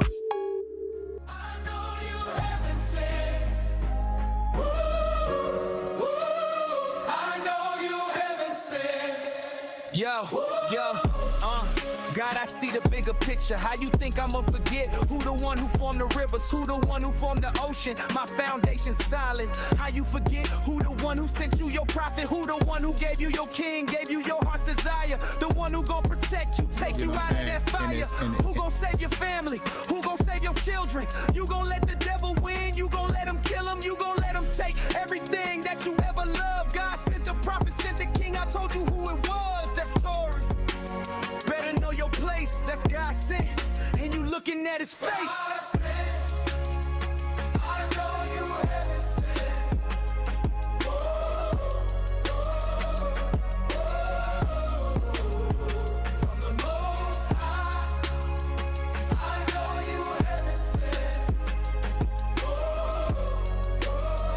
One 7 The Truth, Tory Lowe Show. We got Muhib Dyer in studio. I Will Not Die Young campaign. Powerful poetry being spoken on the airwaves today. And, you know, I wanted to bring up this article, this clip that you recently received an award from the city, and those are flowers. And like I said, when a lot of people make it a thing about trying to give people their flowers while they're alive, you know, and I think that is something that is a great thing that's starting to happen. But people who have sacrificed for a long time, many times we didn't get the, you know, flowers, I guess what they call flowers, the acknowledgement. But I think that now we're seeing we're being shuffled into some of these ideas as well. But I wanted to play this article where you are featured on the news from your work that you've been doing in the community for years. And if you're watching this rebroadcast live, we got audio and video of this. Let's listen. I am great. I am mighty. I am awesome. I am magnificent. My destiny is not to die on the block. My destiny is to run the world, and we will not die young. It's a chant Muhib Dyer and his co-founder recite in the classroom at Dyer's organization, Flood the Hood with Dreams. We use poetry, cathartic writing exercises, props like jail suits, as well as experiences like mock funerals to reach thousands of kids in the school system. Encouraging a bright future for Milwaukee's young people. It ain't where you're from, it's where you're going. His mission started after the loss of his godson. At his funeral, I made him a promise. I looked down in the casket and I said, little boy, I couldn't save you, but wherever there are primarily black and brown children at risk, I will try to deliver the message to them that I couldn't reach you with. And while his commitment is to Milwaukee's youth, our children deserve the same opportunities as every child in this community. He makes it a point to speak life and positivity wherever it's needed. Wherever people need a good word.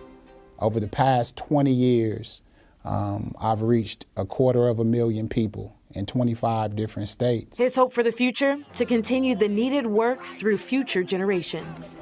You just naturally gravitate to every word he says. Right here with us in studio tonight. And Dyer's mission started with some... Thank you for coming through, brother. Long overdue. You know, when you talk about, we don't do it for the recognition. I think we do it for the change. That's right. I think it's a difference. Like, that's right. I think I don't feel like I've done nothing unless I brought an outcome or result. Mm-hmm. You know, and many times that's the satisfaction. That's right. When you could change the life of a young person. Mm-hmm. Many times as a mentor, that's the satisfaction. That is. So once again, we just want to thank you for the work that you're doing. I know it's hard work. You know, it's not easy work. No. All the man hours that you spend trying to deal with families, it's tough. They don't talk about the man hours. They don't talk about that. That don't come. Hold on, that don't come with an hourly wage. The man hours. Nah, it don't. You know what I mean? But that's the greatest blessing as well. You know, having the opportunity. I say you get paid twice in this work. You get paid sometimes. You get paid financially, but you get paid when these young people or these families, they remember you and they come up to you and be like, man, listen, if it wasn't for you, the trajectory of my life would have been totally different. Mm-hmm. And that's that God payment, man. That's the payment that you get, that edifying and knowing that you did something to move the positivity in the world just a few steps closer to where we need to be. Now, there's a lot of conversation going on about the youth today. Yeah.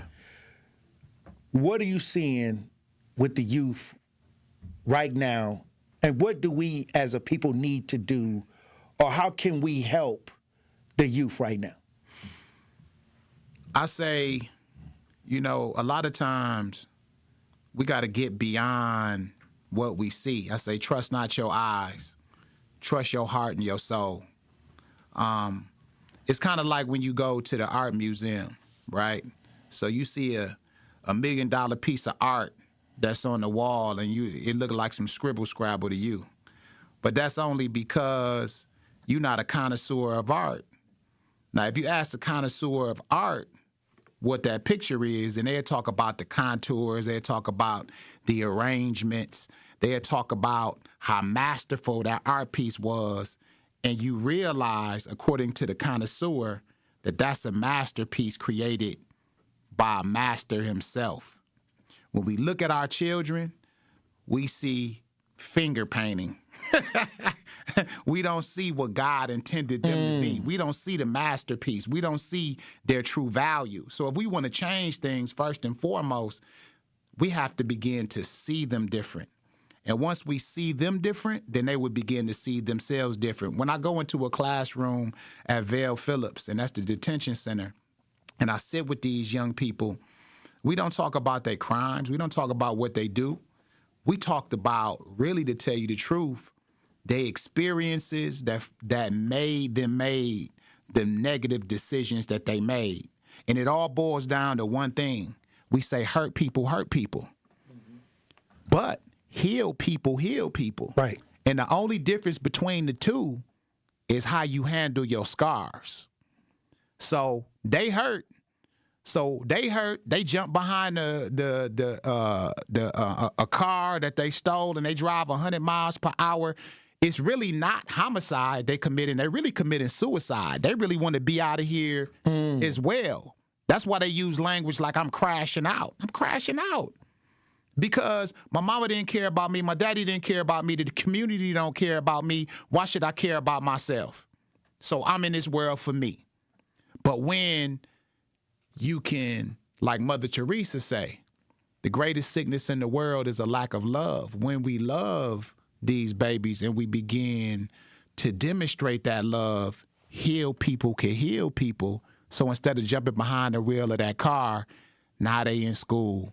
Now they making better decisions, just like your son, because they are our sons. Just like my daughter, because they are our daughters. And until we could shift our thinking to that, we would continue to just see them as thugs, hustlers, and criminals that you can give a 13-year-old adult time because that ain't your baby. It ain't your baby. So it ain't your problem. What do you say to those that say the parenting is the problem? It is. we ain't gonna sugarcoat it. All right. You know what I mean? Sometimes it is the problem, right? The communities are the problem. But what I say is, you know what? We all got a dog in this fight because it's the school system that's the problem. It's the religious institutions that's the problem. Sometimes it's the activists and the community people, and it's the politicians.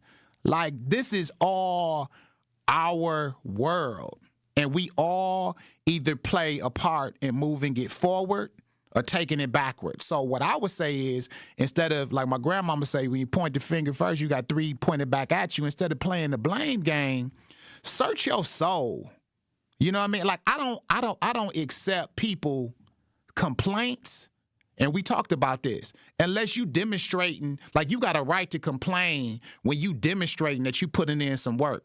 If you ain't putting no work, don't complain about nothing. I said that at the top of the hour. Yeah, don't tell me nothing. Don't complain about nothing if you're not putting any work in, right? So I don't care about complainers. I care about contributors.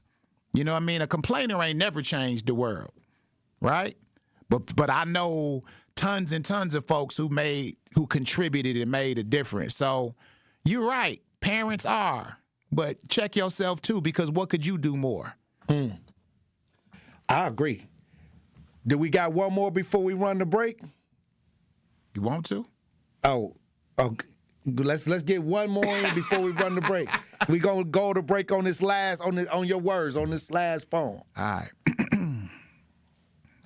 This poem is called Prayer from the Ghetto because we're talking about the babies. It's like I'm sitting in the jail cell, Lord. Picture a little black boy praying, but ain't nobody ever took him to church because everybody blaming his parents, but they ain't picking him up and doing their part. It's like I'm sitting in a jail cell, Lord, with invisible bars, waiting on death row, counting down the days because I know they coming. You see, I know they coming in police, them jealous dudes and chicks, they all coming, and it wasn't supposed to be like this. You see, Lord, they never told me you was in me. They never told me you were always there, so in turn, I believed what I saw, and what I saw was a daddy that was never around and a mama that was always crying because we was always broke when there was money outside. And rats and roaches and pissy mattresses me and my brother slept on when it was money outside, and teachers that told me I had to wait 12 years to get paid. You see, some of my teachers told me I had to wait 12 years to get paid, while all of them got paid off of me right now, whether I learned or not. Whether I learned or not when it was money outside, and what else was I supposed to do? They never told me you was in me, Lord. They never told me you was always there.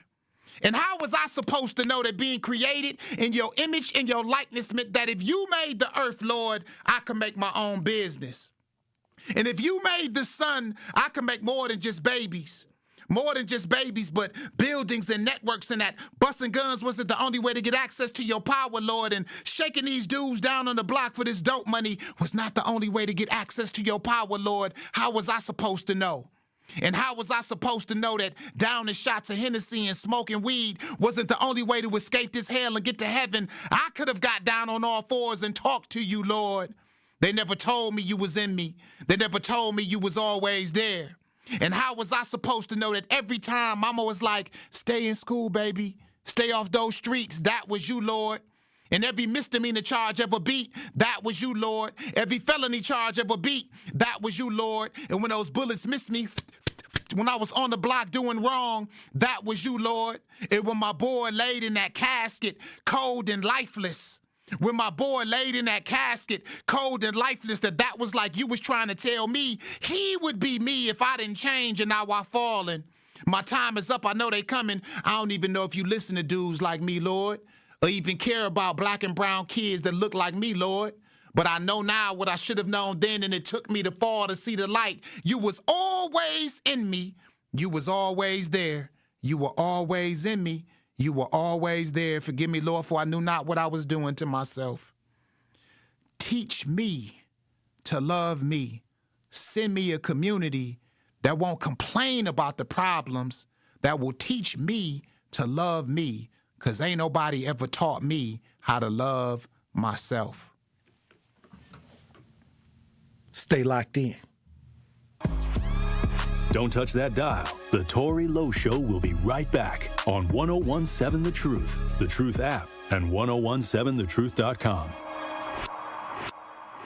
The award-winning 1017 The Truth proudly celebrates Black excellence and the most monumental moments in our history. Tune in for Dr. Ken's trivia, spotlighting powerful facts and moments you need to know. And Tory Lowe's Our Voices, Our Stories, amplifying the youth, perspectives, and lived experiences that define who we are. Celebrating Black excellence, celebrating our history. All month long on 1017 The Truth. Hi, this is Sherwin Hughes from 1017 The Truth, and I want to talk to you about something bigger than just buying a house. I'm talking about building a legacy. Owning a home isn't just about four walls and a roof. It's about giving your kids a place where memories are made, where birthdays are celebrated, and where they always belong. It's about planting roots, knowing your neighbors, waving from the porch, and being a part of a community that feels like family. If you've been renting and wondering if home ownership is even possible, Axe Housing is here to work with you. An Axe Housing coach will help you create a plan, a budget, and move step by step toward owning a place you can truly call your own. They've already helped over 4,000 families become homeowners, and many are paying less than they were paying for rent. Don't let where you are today stop your families tomorrow. Start your journey at axhousing.org. That is ACTS housing.org. Your legacy begins at home. Our children deserve a real chance to make it in life, and a good education is a passport to opportunity. At City Ford Collective, we're working to make sure there's a great Milwaukee school for every Milwaukee family, because more good options lead to better outcomes. And who doesn't want that? Together, we can give every child the foundation they need to thrive, and a stronger future for kids means a stronger future for Milwaukee. To learn more about our mission, visit us at cityfordcollective.org. That's cityfordcollective.org. At Versity on King, we believe taking care of our community starts right here, together. Every day, neighbors step up to donate blood, helping save lives in Milwaukee and beyond. But Versity on King is more than a donor center. It's a place for health education, community connection, and support, especially for families facing conditions like sickle cell disease.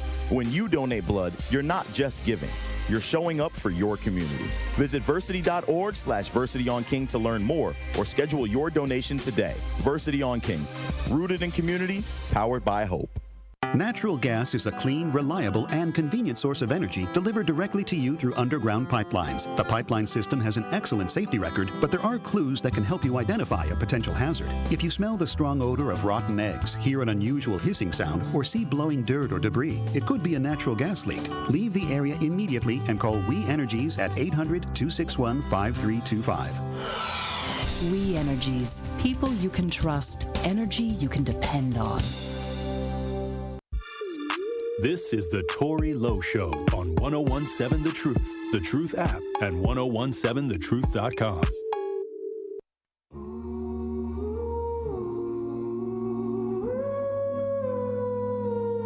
I'm here to tell you, all of these brothers just jealous that Tory's a warrior, repping the 414, getting up early and grinding till 4, the best in the city. And I'm from New York, I can tell by his spirit, the boy is anointed, a mission from God, he will not be avoided. He walking in power, his steps are appointed, and if you do not get it, I'm here to explain it, because he is so faithful. Tory is grateful, God on his knees. 1017 The Truth, Tory Lowe Show.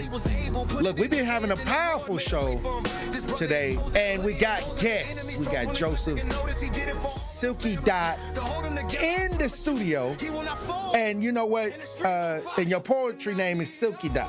Yes, sir. And really, I'm a music artist, a hip hop musician. I seen your video. Hold on, Andrew showed me some of your music videos. Yeah. So I'm like, this is super creative. Thank you. You got some super creative music videos. And he was like, okay, he's going to do some poetry, and he does things in the community as well. So we could get a whole well-rounded conversation from you as well. So I want to touch on some of everything that you're doing. That's love. I'm excited. And I know that the request is to hear some bars right off the jump. So I'm going to show y'all this first piece. This is called Proud of Me.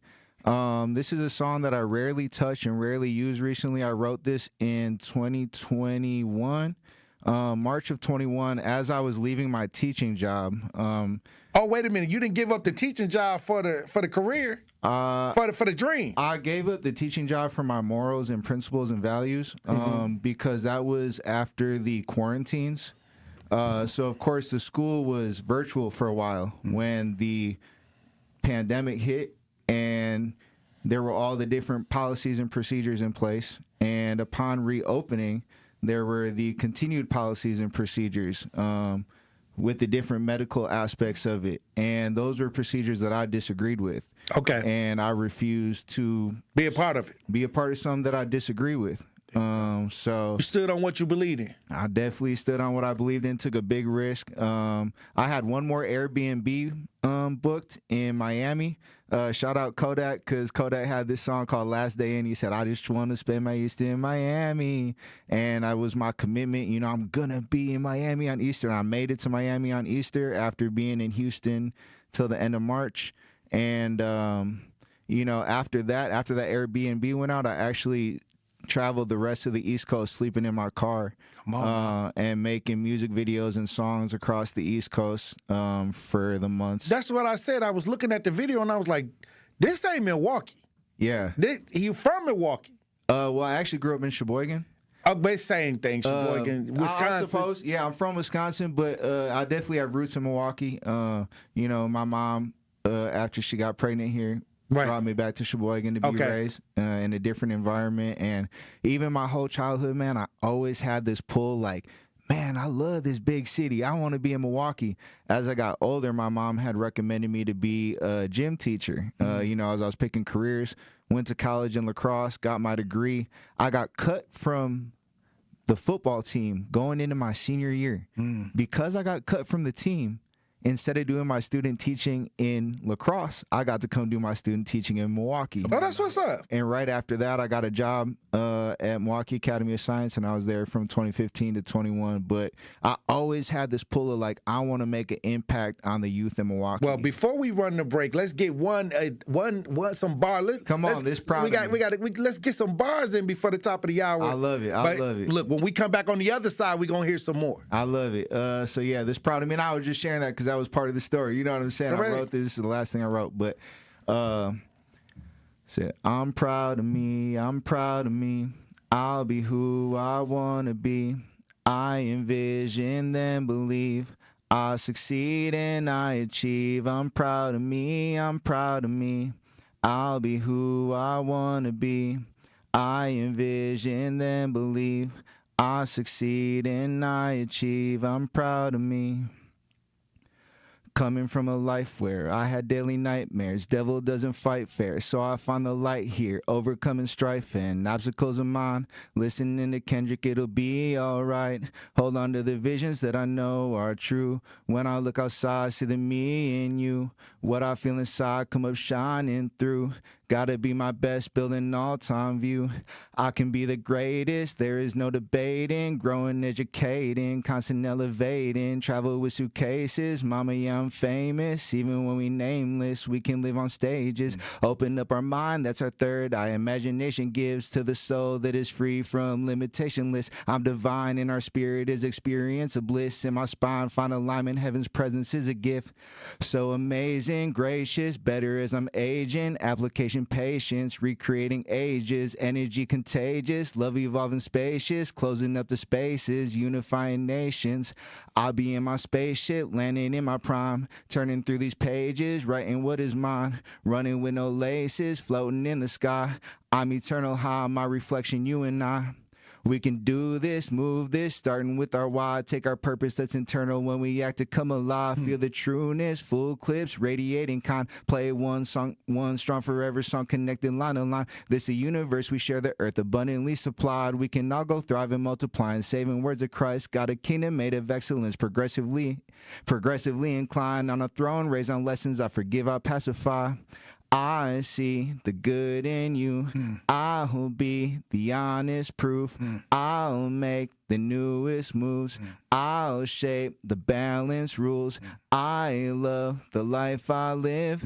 I walk in holiness. I break away from sin. I'm resting glorious. Powerful. My man. Hey, look, when we come back, Truth Nation, we got a lot going on in the studio today. Salute to Silky Dot for coming in, Muhib Dair in studio. Truth Nation, stay locked in.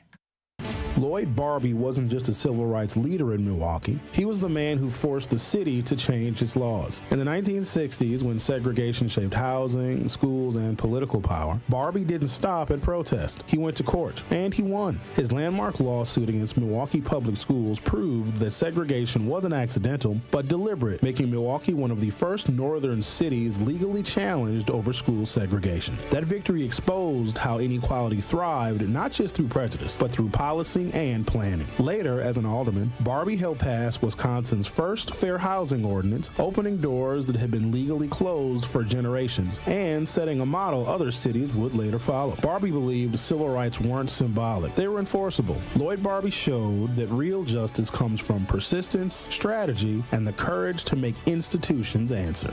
This Black History Moment is sponsored by Educators Credit Union and Tayback Law.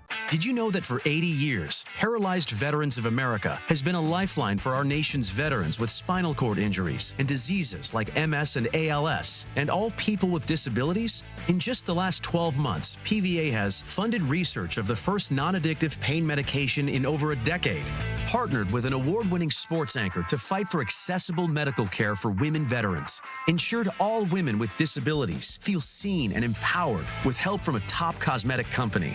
And that doesn't even include what PVA have done over the last 80 years, like secured the passage of the Americans with Disabilities Act, pioneered wheelchair basketball, helped design iconic landmarks, made the DC Metro a model transit system, and wrote and distributed resources in over 60 countries in 4 languages. None of this would be possible without your help.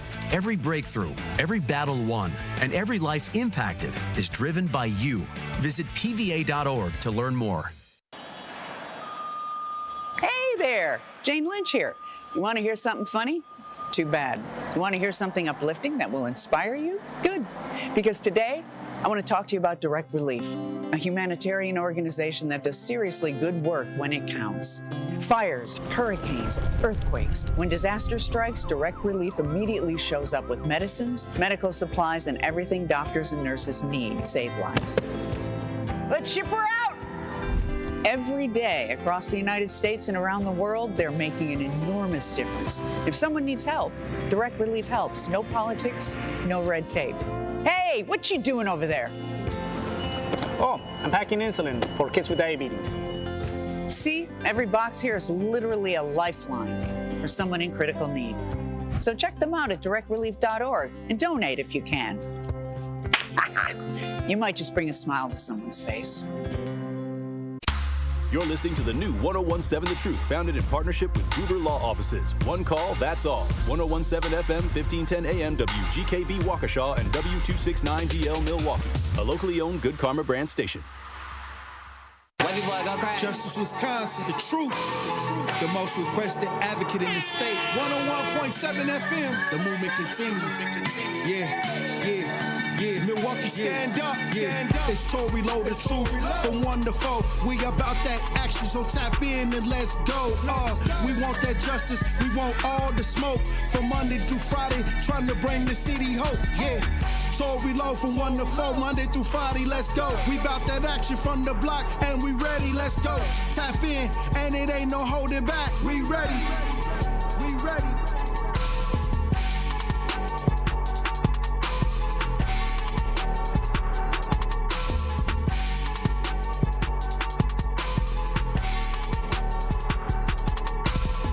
101.7 The Truth. Tory Low Show, live from American Family Insurance Studio. The movement continues. The marathon continues right here on 101.7 The Truth. Look, we got a poet and an advocate in studio, Silky Dot in studio. Hey, look. Hey, mic check. Before okay. we went to break, you gave us a sample of a lot of the what we have, what we think when we talk about life, when we talk about art, creativity. I mean, this is something this is your life. Yeah. I'm a big believer in art, but my main belief is in helping people find whatever it is that they're good at, right? Not everybody is, even with art, there's so many different forms of art. You got visual art, which has so many different forms. You got vocal art, which has so many different forms. I really, in terms for me, I'm grateful that my gift is with words, because I think it's the easiest thing that you could possibly do. I'm absolutely terrible in terms of, building something. I would never want to work in a factory or whatever, but I love building community. That's for sure. And I love using art. I'm a big believer in scriptures and using the ones that make sense. And I do believe that life and death is in the tongue. And I do believe that we're made in the image of, and that the Most High created this world with his word. At least that's what it says. In the beginning was the word, and the word was God, and the word was with God. And so I really enjoy making music and art that exemplifies life rather than death. And I think one of the biggest challenges that we have in hip hop is at least the music that is on the mainstream media is more so promoting death, and there's a reason for that, is to have our culture taking in those vibrations and acting as if it's normal, when really we are meant to live in harmony and peace and unity. We got to work with each other. Now, we just had a show the other day when we talked about your dreams or a job. So you came in right on time, right? Because we just had this conversation yesterday. That was the question of the day. Do you pursue a dream or do you stay at a job? And you obviously chose to say, I'm going to stick to what I believe in. I'm going to pursue my passion because I feel strongly about, what I'm doing. Absolutely. And we just had this conversation in the back room. Man without vision shall perish. Right. And so the biggest challenge that we have with our youth right now is that they have a vision, but nobody's providing them pathways to get there. And what they need is knowledge, connections, and resources in really 3 key areas. Number 1 is knowledge of self. Right? Knowledge of self, knowledge of source, creator, God, Allah, however someone chooses to pray. Because you got to know who you are. And when you recognize yourself as a child of the kingdom of heaven, you're going to move differently in life. The second knowledge that you need is your gift and talent, because your gift will make room for you and put you in the presence of great men. And so what we have to do is to be able to help our youth identify their gifts and talents and put them in front of people that are already successful at that. And then the last one would be just the holistic knowledge that we need, no matter what your gift or talent is. I call it the 5 F's: faith, family, fun, fitness, and finances. And regardless of what your work is on this earth, you have to have financial literacy. You have to have, fitness literacy and those categories I just shared. Well, I'll say this, many times when we talk about reaching others, I think words help. I think action helps as well. I think that being a part of the village and actually working in the village helps. Many times we speak from a distance when we talk to our youth. It's like we're talking at like Adam, and many times we're visual. We learn from action too as well. So what are some of the action items that people need to take to actually repair the village? My thing for 2026 is we got to start repairing the village. And that's going to take action and being a resource. Well, first off, there's a lot of amazing action already happening. And I think that that's an important piece to shout out is actually how can we elevate the people that are already doing good work? And I talk about that all the time. How do we enhance the front lines, the people who are willing to do the work? How do we enhance what they're doing? More funding. Ultimately, bottom line, if you gave Mikkel Daniels of Glow 414 an extra $10 million this year to help girls learning to become outstanding women, it's going to help. If you help 414 Life give more money to gun violence trauma response and advance peace, it's going to help. If you give more money to True School or Running Rebels or Your Move MKE who have studios, it's going to help. So I think that there's already a lot that is happening and that we need also the media to do a better job of highlighting what's available. We also need MPS and MKE Rec to do a better job of unifying that information. And shout out to One MKE, led by Maddie Day and a lot of salute to Maddie Day. Every day is Maddie Day. Come on. And they're doing a lot of intertwining the communication. But we need MPS and MKE Rec to be on board too and create distribution, resource distribution information so that families are getting both emails and packets sent home with their child that have a list of every nonprofit, where they're located and what they offer and the contact information so that people can do that, So I think that we already have the action happening and that the media is doing a poor job of highlighting them.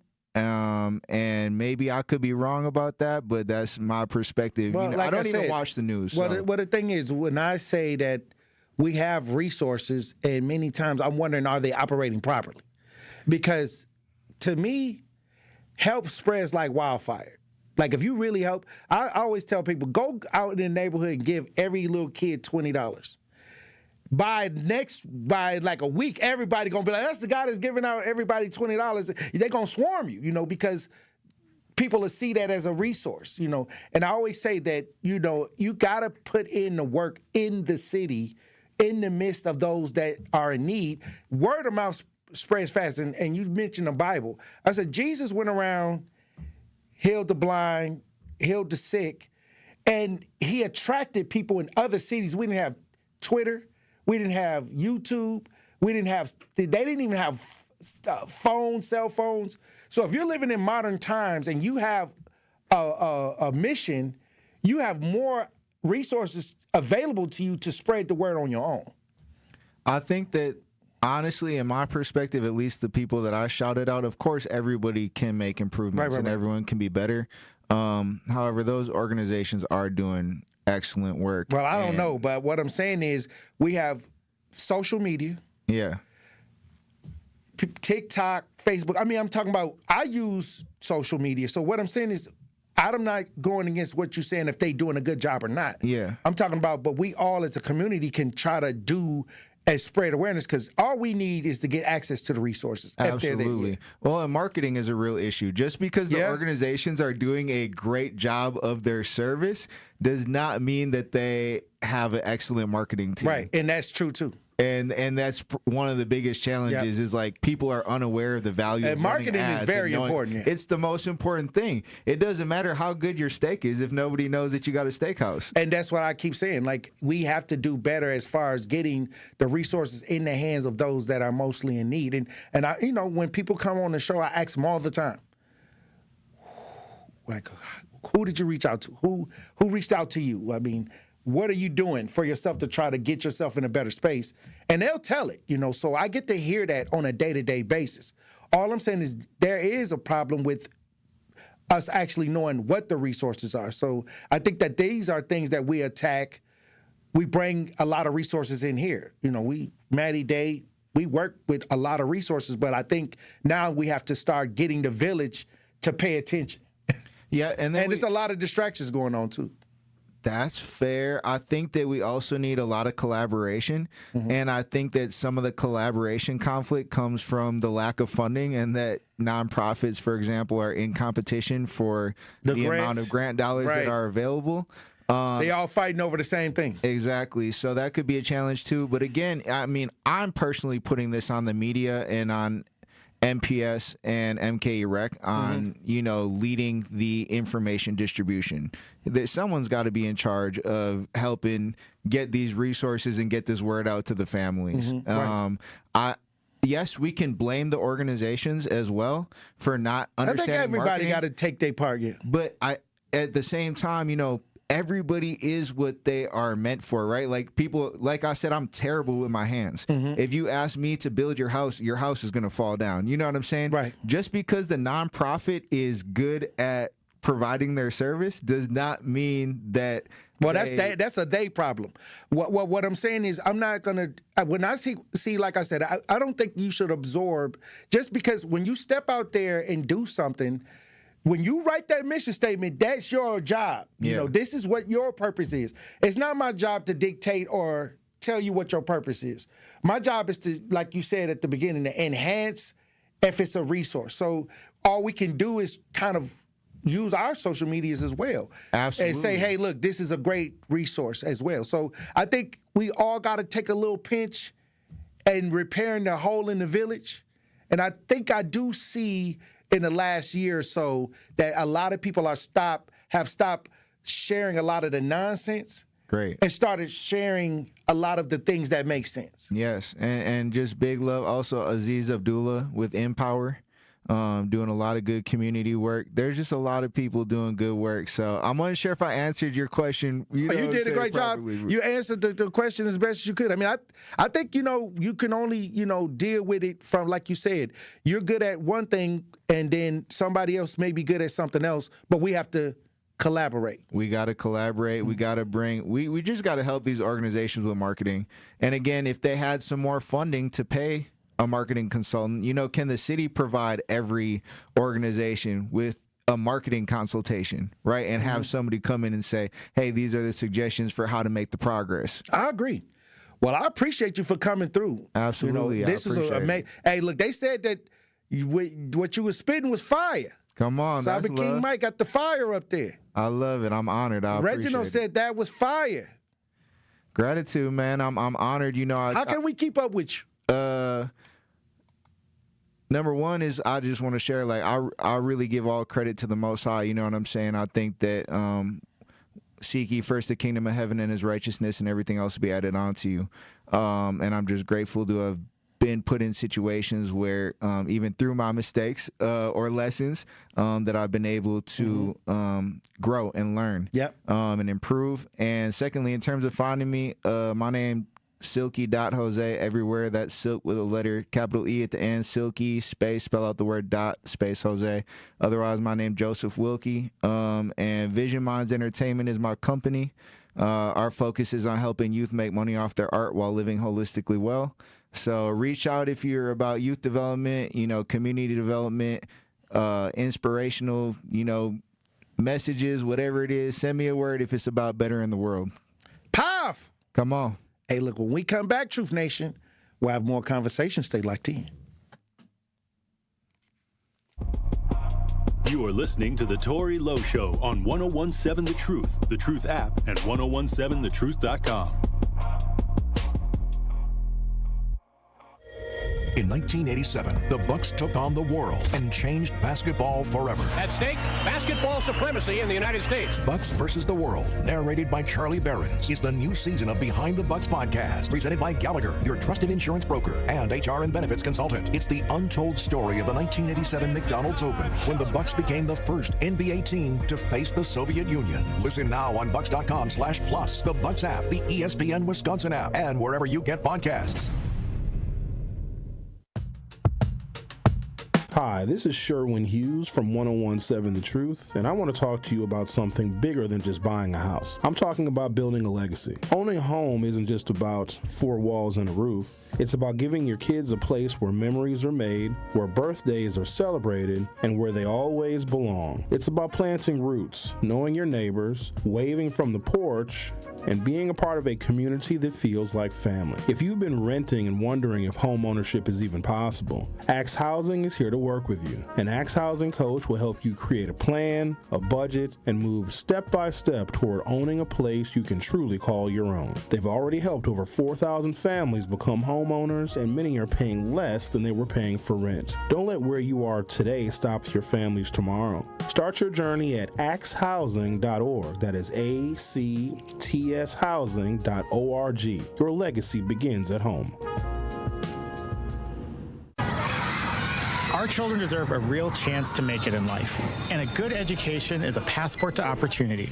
At City Ford Collective, we're working to make sure there's a great Milwaukee school for every Milwaukee family, because more good options lead to better outcomes. And who doesn't want that? Together, we can give every child the foundation they need to thrive, and a stronger future for kids means a stronger future for Milwaukee. To learn more about our mission, visit us at cityfordcollective.org. That's cityfordcollective.org. Hey y'all, it's 1017 The Truth's Rhea Riley for Sweet Talks Medical Spa in Menominee Falls. Skip the sterile clinical office feel. Sweet Talk stays on the cutting edge of beauty and wellness innovations in a vibrant, playful space promoting self-love and confidence. Sweet Talk specializes in a range of treatments, including injectables, medical-grade skincare, weight loss, hormone therapies, and more. Not sure where to start? Sweet Talks offers comprehensive wellness consultations to create a customized plan centered around you. Because at Sweet Talks, your goals are their goals. Learn more at sweettalks.com. After an accident, don't wait to get the help you need. Call Gruber Law Offices first. There is no fee until we win your case. Gruber Law Offices. One call, that's all. Prizes, exclusive experiences, even cash money. You want it? We've got it. Find a list of all contests and official rules by visiting truthcontests.com. That's truthcontests.com. This is The Tory Lowe Show on 1017 The Truth app, and 1017thetruth.com.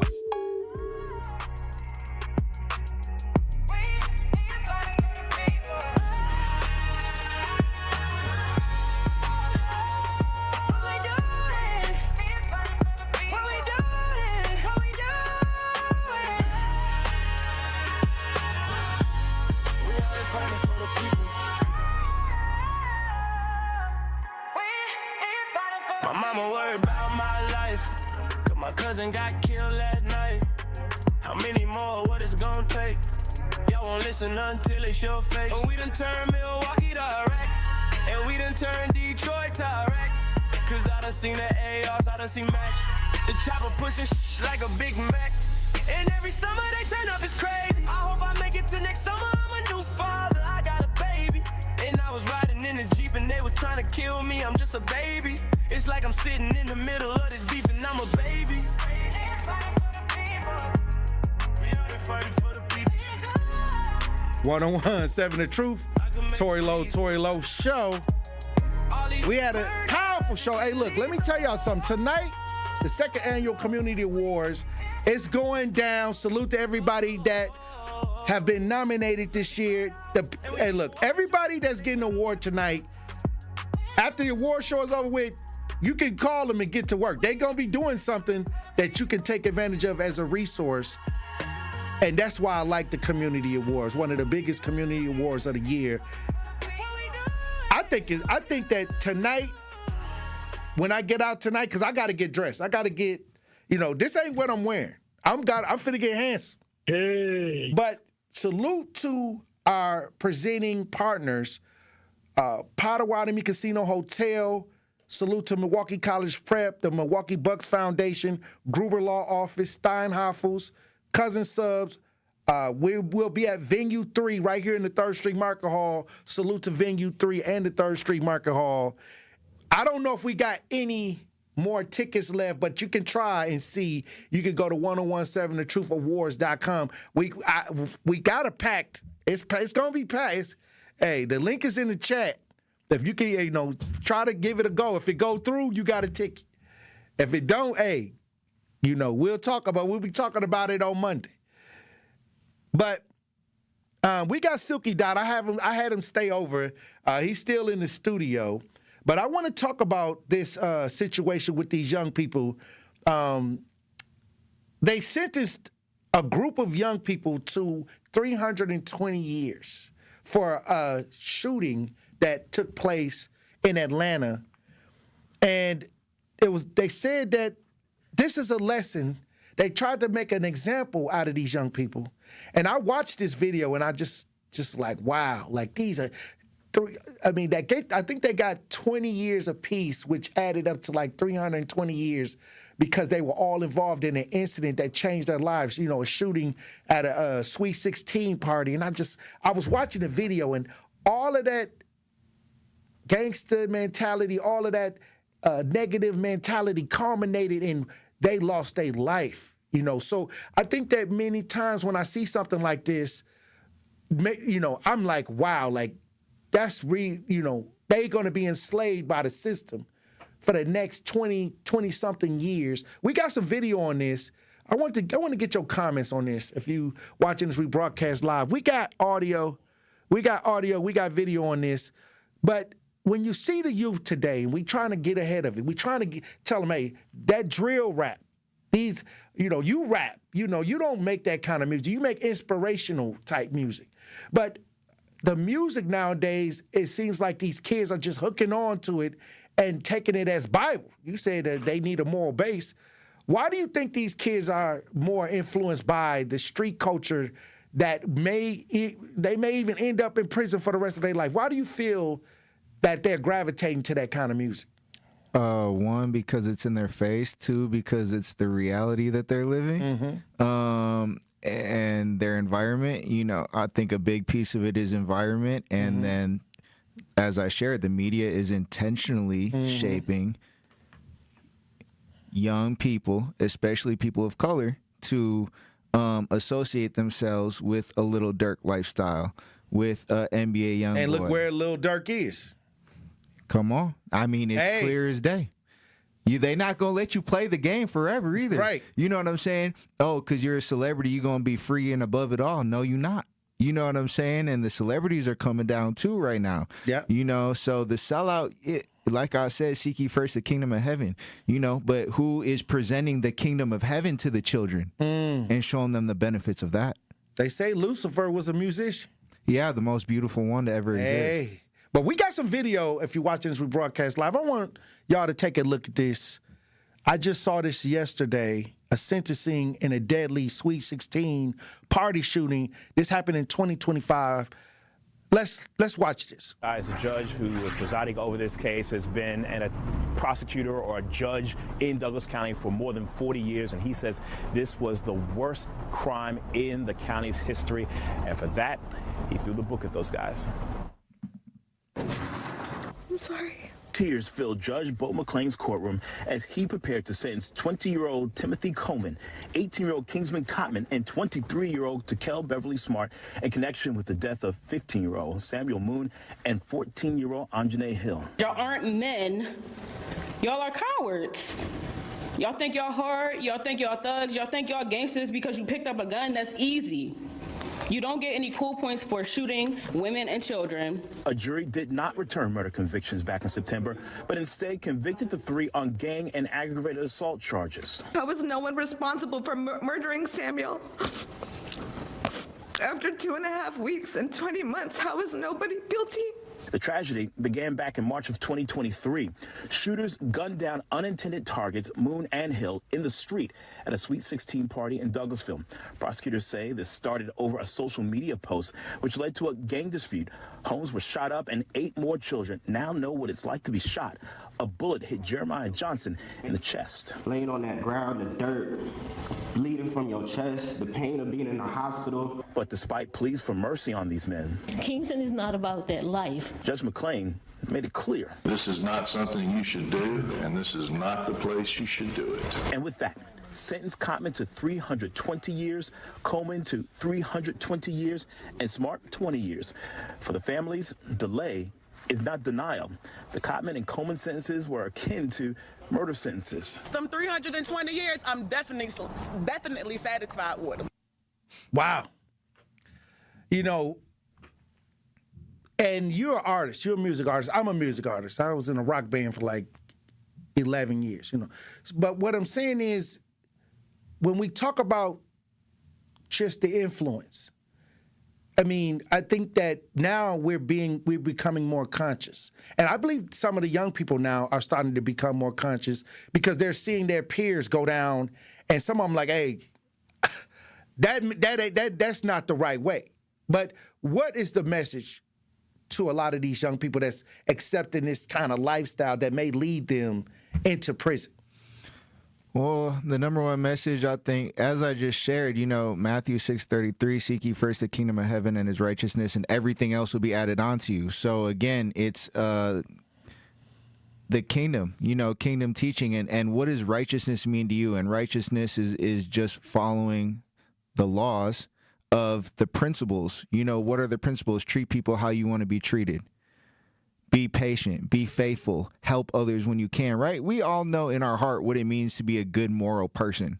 So the message is that if you are patient and you work with a pure heart, you will be provided for.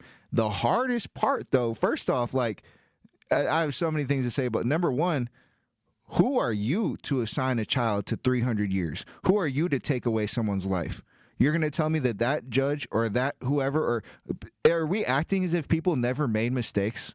You know what I'm saying? And you just happen to not get caught, or you knew this person so they was able to get you out of your conviction or whatever, different situations.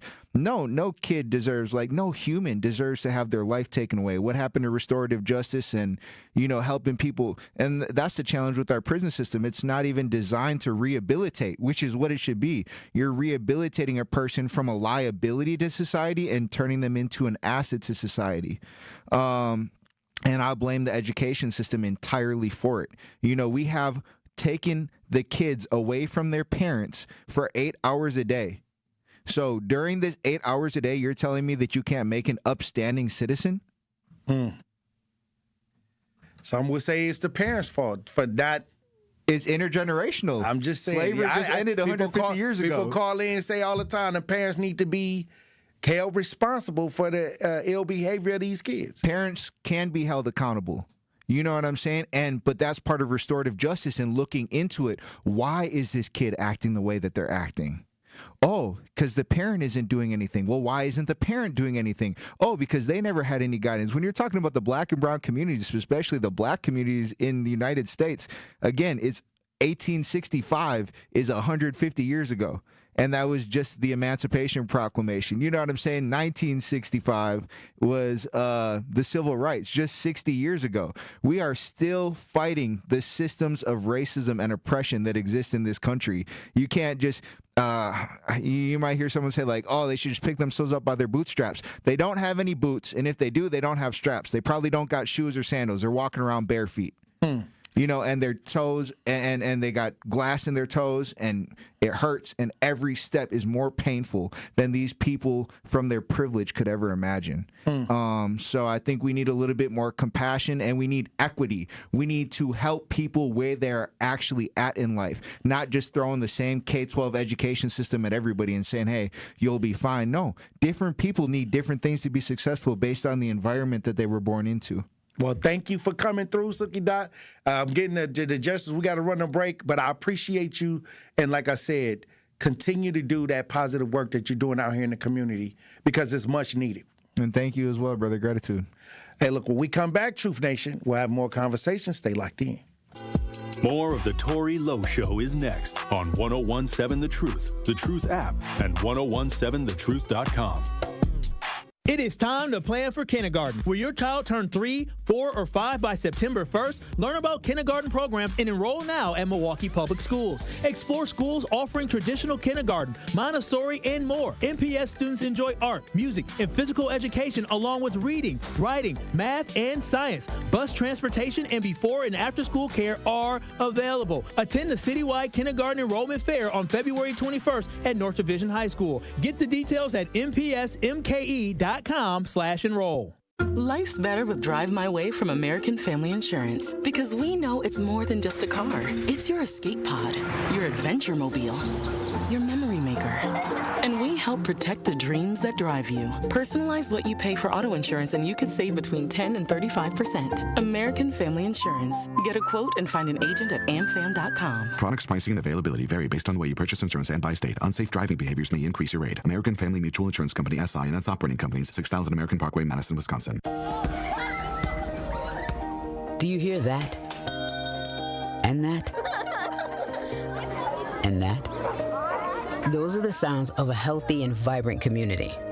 And to this United Way volunteer, nothing sounds better. They're the sounds of children being given greater chances to succeed in school. The sounds of neighbors receiving the support needed to overcome challenges, both big and small. They're the sounds of families gaining access to quality health care and nutritious food for their tables.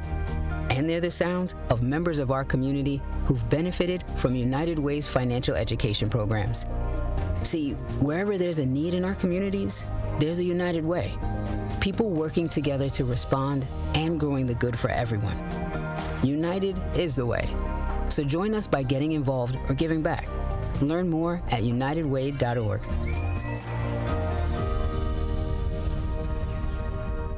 Many of our most important memories are made at school.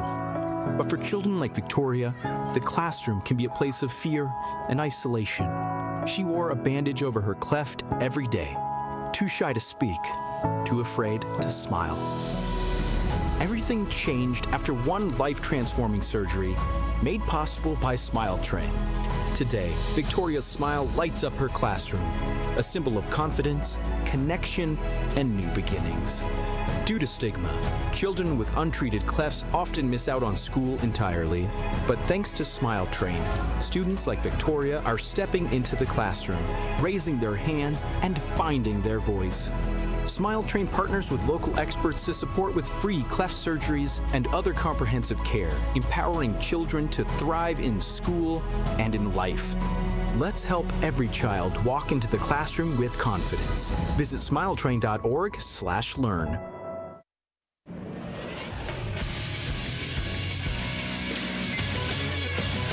This is Associated Bank Sports Update on 101.7 The Truth is powered by ESPN Milwaukee. I'm Nazir Spencer. The Milwaukee Bucks are finally back in action tonight. They face the New Orleans Pelicans at the Smoothie King Center tonight at 7. You can listen to the game on 620 WTMJ Radio. Brewers extended Pat Murphy, the reigning two-time National League Manager of the Year, one of the highest-paid managers now in Major League Baseball. New prospect pickup Jed Williams on Murph. How could you not want to play for him and honestly just play as hard as you can for him every single day? You know, he's a great coach. I think just the expectation's very high. Just come in and work, and we're here to win, and it just goes to show. First spring training game is tomorrow against the Guardians. In college hoops, number 24 ranked Badger basketball hosts Iowa on Sunday afternoon at 3. Marquette lost to St. John 76-71, and UWM is back at it tonight against the Detroit Titans. This sports update brought to you by Associated Bank, proudly supporting your hometown teams. Member FDIC. This is the Bloomberg Black Business Beat. Now that we're in the second year of President Donald Trump's second term, our team of analysts at Bloomberg Intelligence is taking stock of how some of the administration's pushback against DEI is changing the business landscape. Despite an executive order from the administration last year targeting DEI, very few lawsuits have been filed. And according to Bloomberg Intelligence, that's partially because the executive order does not necessarily define what an illegal DEI policy is. Even so, companies have been careful not to try their luck. I spoke with Bloomberg Intelligence senior ESG analyst Rob Duboff. At the end of the day, if the administration wants to say, hey, we see this, the Department of Justice has their Civil Rights Division. If they say, you know, this particular DEI program, we think it's illegal, they have to go before a court and prove that case. The problem is that companies don't want to go down that route. The administration's tough stance is having an impact and changing the conversation around diversity.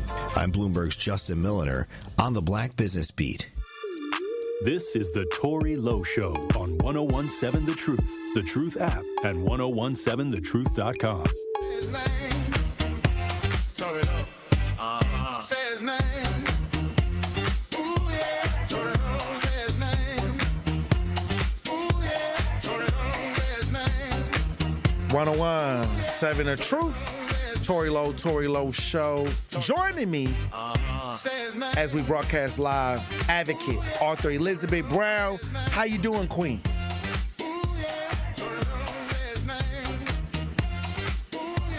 Let's get Liz on. I'm trying to get her voice up. I can't hear her.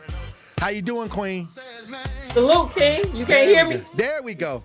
Hey, we can hear you. Yeah, we can hear you now. Hey. Oh, okay. I'm like, hey, I made it to Friday. It's Friday. Hey, it's so, Friday. You know, I'm up in this joint. Hey, look, let me tell you something. We had so many different people come through this week.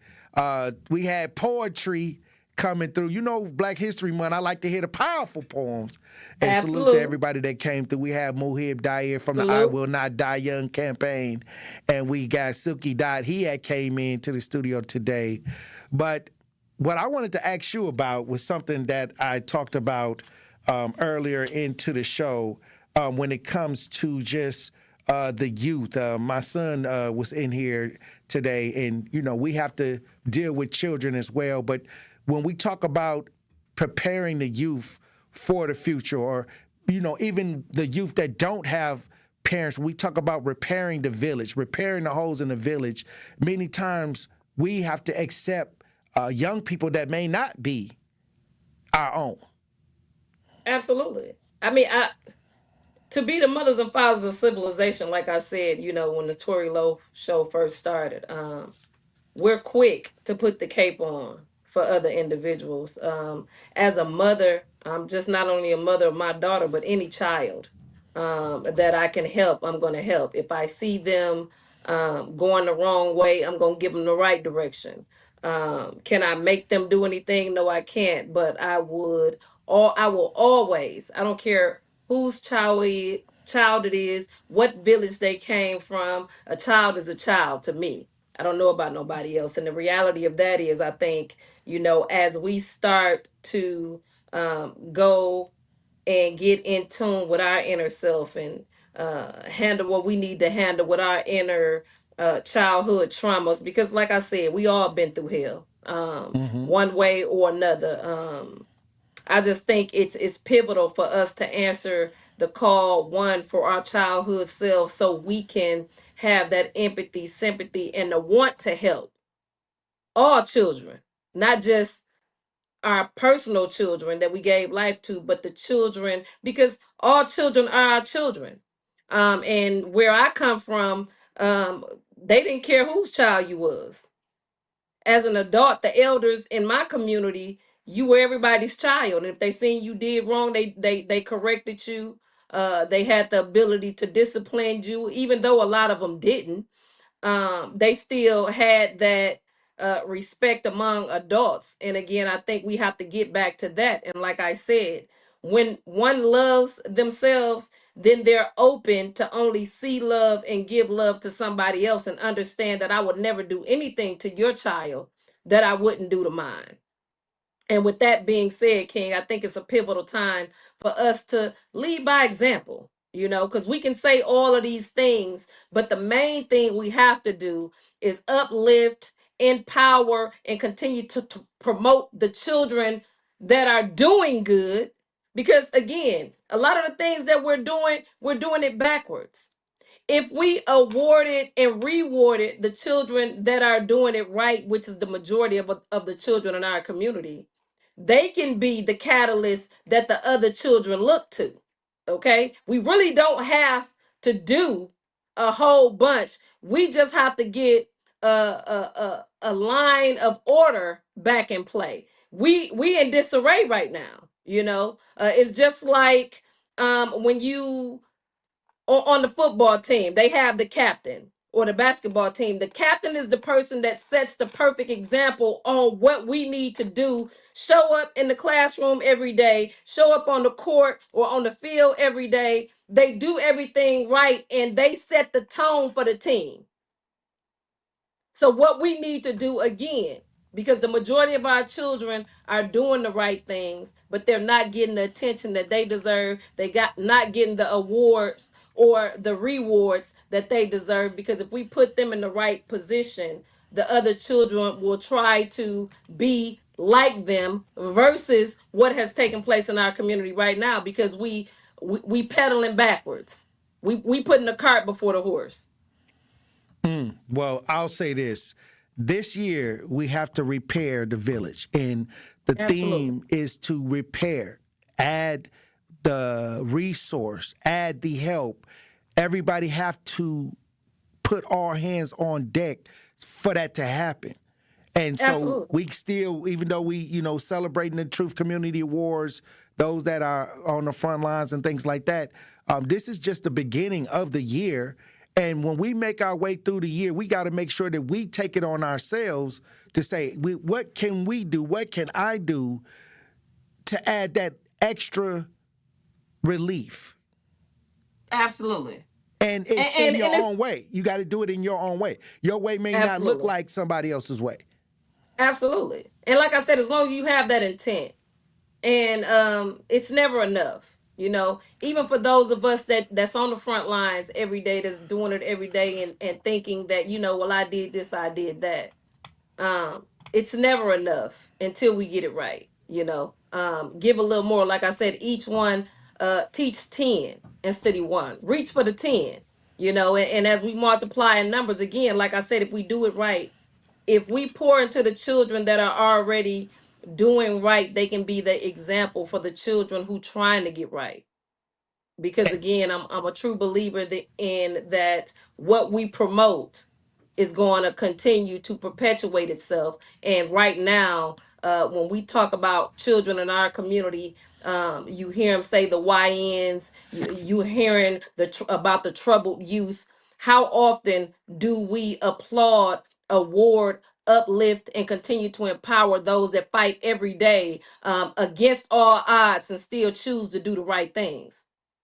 How many awards are given out on a daily for that? How many conversations are we having about the good children that are going to school every day hungry, going home to nothing because the parent or parents is working 3 jobs and they raising their smaller siblings, but they still getting straight A's in school? Or I mean, again, we have to make sure that we understand that what we promote is what we get. So it's time to promote righteousness so we can continue to get righteousness. When you have an individual that's grateful for what they have, then they receive more to be grateful for. Whatever monster you going to feed is the one that's going to get bigger. Hey, look, Elizabeth Brown, when we come back, I want to get your final thoughts on the week. It was a long week. It was a lot of powerful conversations. Absolutely. Hey, look, when we come back, we'll have more conversation. Truth Nation, stay locked in. Don't touch that dial. The Tory Lowe Show will be right back on 1017 The Truth app, and 1017thetruth.com. The award-winning 1017 The Truth proudly celebrates Black excellence and the most monumental moments in our history. Tune in for Dr. Ken's trivia, spotlighting powerful facts and moments you need to know. And Tory Lowe's Our Voices, Our Stories, amplifying the youth, perspectives, and lived experiences that define who we are. Celebrating Black excellence, celebrating our history. All month long on 1017 The Truth. Hi, this is Sherwin Hughes from 1017 The Truth, and I want to talk to you about something bigger than just buying a house. I'm talking about building a legacy. Owning a home isn't just about four walls and a roof. It's about giving your kids a place where memories are made, where birthdays are celebrated, and where they always belong. It's about planting roots, knowing your neighbors, waving from the porch, and being a part of a community that feels like family. If you've been renting and wondering if home ownership is even possible, Axe Housing is here to work with you. An Axe Housing coach will help you create a plan, a budget, and move step by step toward owning a place you can truly call your own. They've already helped over 4,000 families become homeowners, and many are paying less than they were paying for rent. Don't let where you are today stop your family's tomorrow. Start your journey at axehousing.org. That is ACTShousing.org. Your legacy begins at home. Our children deserve a real chance to make it in life, and a good education is a passport to opportunity. At City Ford Collective, we're working to make sure there's a great Milwaukee school for every Milwaukee family, because more good options lead to better outcomes. And who doesn't want that? Together, we can give every child the foundation they need to thrive, and a stronger future for kids means a stronger future for Milwaukee. To learn more about our mission, visit us at cityfordcollective.org. That's cityfordcollective.org. Natural gas is a clean, reliable, and convenient source of energy delivered directly to you through underground pipelines. The pipeline system has an excellent safety record, but there are clues that can help you identify a potential hazard. If you smell the strong odor of rotten eggs, hear an unusual hissing sound, or see blowing dirt or debris, it could be a natural gas leak. Leave the area immediately and call We Energies at 800-261-5325. We Energies. People you can trust. Energy you can depend on. This is the Tory Lowe Show on 1017 The Truth app, and 1017thetruth.com.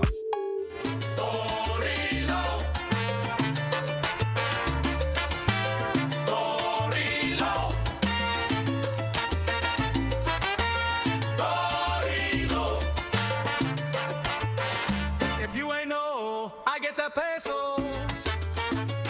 1017 The Truth. Tory Lowe Show. Elizabeth Brown. The Community Awards tonight, hosted by Homer Blow and Bailey Coleman from 5:30 p.m. to 8 p.m. at Venue 3 at the 3rd Street Market Hall. Check and see if we still got some tickets. We got a packed house. But there may be still some tickets left. It's running tight, though, Elizabeth Brown. Go to 1017 The Truth. Awards.com. If you hit the button and it go through, you got a ticket. You know, that part. If it don't go through, then hey. Just grab something to eat, and then when we come out, we'll holler at y'all. That's all. Well, they say that a lot of people thought that they could come up to the venue and get a ticket, but I'm trying to let people know that can't happen. That can't happen. That can't happen. You got to have a pre-ticket through 1017 The Truth Awards.com. So somebody was hitting me up on my phone while I'm on the show. You got to go get that ticket. Hey, it's a process. They didn't call me back, so they must have got it. Oh, okay. It must have went through.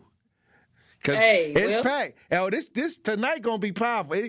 It's going to be a lot of resourceful people in the building tonight. And salute to everybody that made it happen. Truth Nation, salute to Truth Nation, salute to everybody on the front line, salute to all our sponsors. absolutely. Potawatomi Casino Hotel, Milwaukee College Prep, the Milwaukee Bucks Foundation, Gruber Law Office, Steinhoffels, Cousin Subs, and Venue 3 at the 3rd Street Market Hall. Hey, salute. Absolutely. Elizabeth cause. Brown, hey, look, let me get your final thoughts on the week. I mean, again, every week on the Tori Lowe Show is a powerful week. Again, real people in real time, and we doing real talk, being about that action, because that's what we're gonna need to turn this ship around.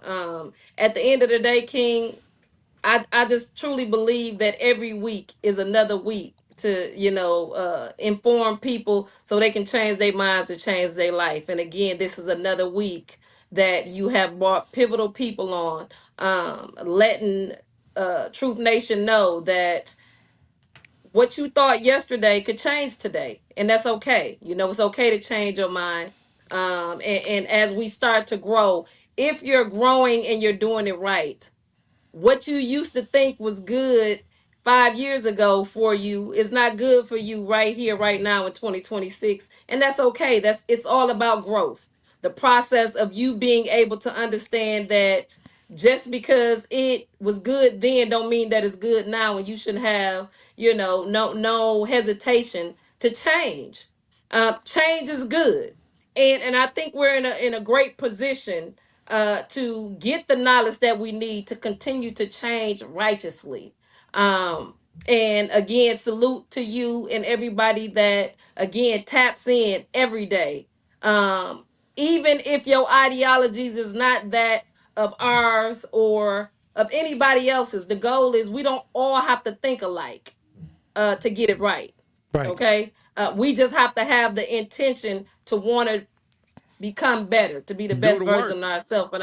And I think we are in a powerful position to understand that everybody don't have to be on the same page to turn the page. I You always use the understand what I'm example. I saying? said, you go to work with people that don't even like you, may not even That part. believe the way you do, but you get that check on Friday and you got the work done. Absolutely. So, hey, And you get the job done. I'm with Again, the work, like I said, it's strategy. Work don't absolutely have nothing to do with what you believe. Work don't have nothing to do with Who what you you like. think or nothing. If we can get together and make it happen, be about that action, then we all get to go home. Absolutely. We all get to and go sleep home better. and benefit from the work. Absolutely. And also see the change inside our community, Mhm. because again, like I said, if we being about the change that we want to see, if I become a model of that, then the individuals around me can see that if I can accomplish these things, then they can too. If I can help somebody, then you can too. It's not about you doing it the way I'm doing it or I'm doing it the way you do. You do it the best way that you know how. And as long as you're not causing harm or being harmed, then we're moving in the right direction. And I think that's the main idea. Tonight is going to be very pivotal because, again, I'm a true believer that everybody needs to be appreciated. I think it's a pivotal time for us to make sure that those of us who are on the front lines, who are doing the things right, deserve to smell the flowers while we're here and not just being reduced to a t-shirt after we leave this place. It's time for those of us who are on the front lines to create our tribe because we're giving out the good vibes. And again, salute to all that have helped move us in the right direction. Because I truly believe, King, I see change happening. You know what I'm saying? Within myself, within the people that are around me, I see growth. And although the social media and the news would like to mislead you to believe that the world is going to hell, it's truly not. We're finding peace. We're finding ways to be proactive and not reactive. We're getting the strength back into ourselves to understand that we are the change. nobody's coming to save us, that we're going to have to do it. And like I said, if I see 3 people like me, that means it's 1,000 like me. We just haven't came together yet, but we on the road to make that happen as well. So I'm here for it. Whatever All right. that look like, tonight we're going to have a ball. Hey, look, so before we get off the air today, GP came in and he brought some shirts in, Elizabeth Brown. I don't know if you can see the Put the Fork Down. We part of the Put the Fork Down movement. Andrew got his shirt. We got to put the fork down. We trying to, get our health in check. So we got the movement going to Put the Fork Down 2026. Look! Why you give me the number 20? Hey, that's the blueprint. Oh, that's the coach number. Okay, we starting from ground zero. Hey, that's the beginning. That's the alpha. Again, 0-0. The blueprint that you making right now, the Put the Fork Down Club, again, is gonna motivate others to come on, hop on the team. Health is wealth. It ain't what they told you. You know what I'm saying? Like, if you got a gut, you got parasites. Okay, it's not healthy. It's not a rich man belly. It's a dead man's belly if you don't take care of it. So again, salute for the t-shirts. And it's time to go. Look, we working. We go at the end of the year. We gonna try to evaluate. If you want to be a part of the movement, we gonna put something on the website where you can put your weight in, and it could be anonymous. You could be anonymous, but at the end of the year, around December, we're gonna see who put the fork down. We're gonna be talking about health is wealth. We're gonna be talking about detoxing. We're gonna try to get everybody on the board because without your health, it's nothing you can ain't got nothing else. Right. You have nothing else. What do it mean to secure the bag and you ain't gonna be here to spend it? The reality of it is you have to take care of your health. You only have one body. And again, we know the pre-existing conditions in our community is huge, just in America in totality, because the food is already bad. But at the same time, discipline is how you win. So deny the flesh, put the fork down. Health is wealth, all 2026, and it's up, King. I'm here for it. Hey, look, I might pick the fork up tonight at the awards because there might be some goodies there. I might have to fast after this. I might have to go on the 3-week fast after today because our food sponsors is off the chain today. I don't know. I'm gonna try to see. We gonna see. Hey, whatever. Hey, again, treat yourself. Don't cheat yourself. Okay. All right, Queen. I will see you soon. Hey, salute, King. All right. See you soon. Put the fork down. All right. Truth Nation. Hey, thank y'all for tuning in all week long. It was another powerful week of conversations. We got the Truth Community Awards tonight. We gonna be outside. I gotta go get changed. I gotta go get hands. I hope to see y'all out tonight at the 3rd Street Market Hall. It's going to be powerful, Truth Nation. Hey, look, keep your head on the swivel. Green don't always mean go and look both ways before you cross the streets. I love you. Dr. Ken Harris up next.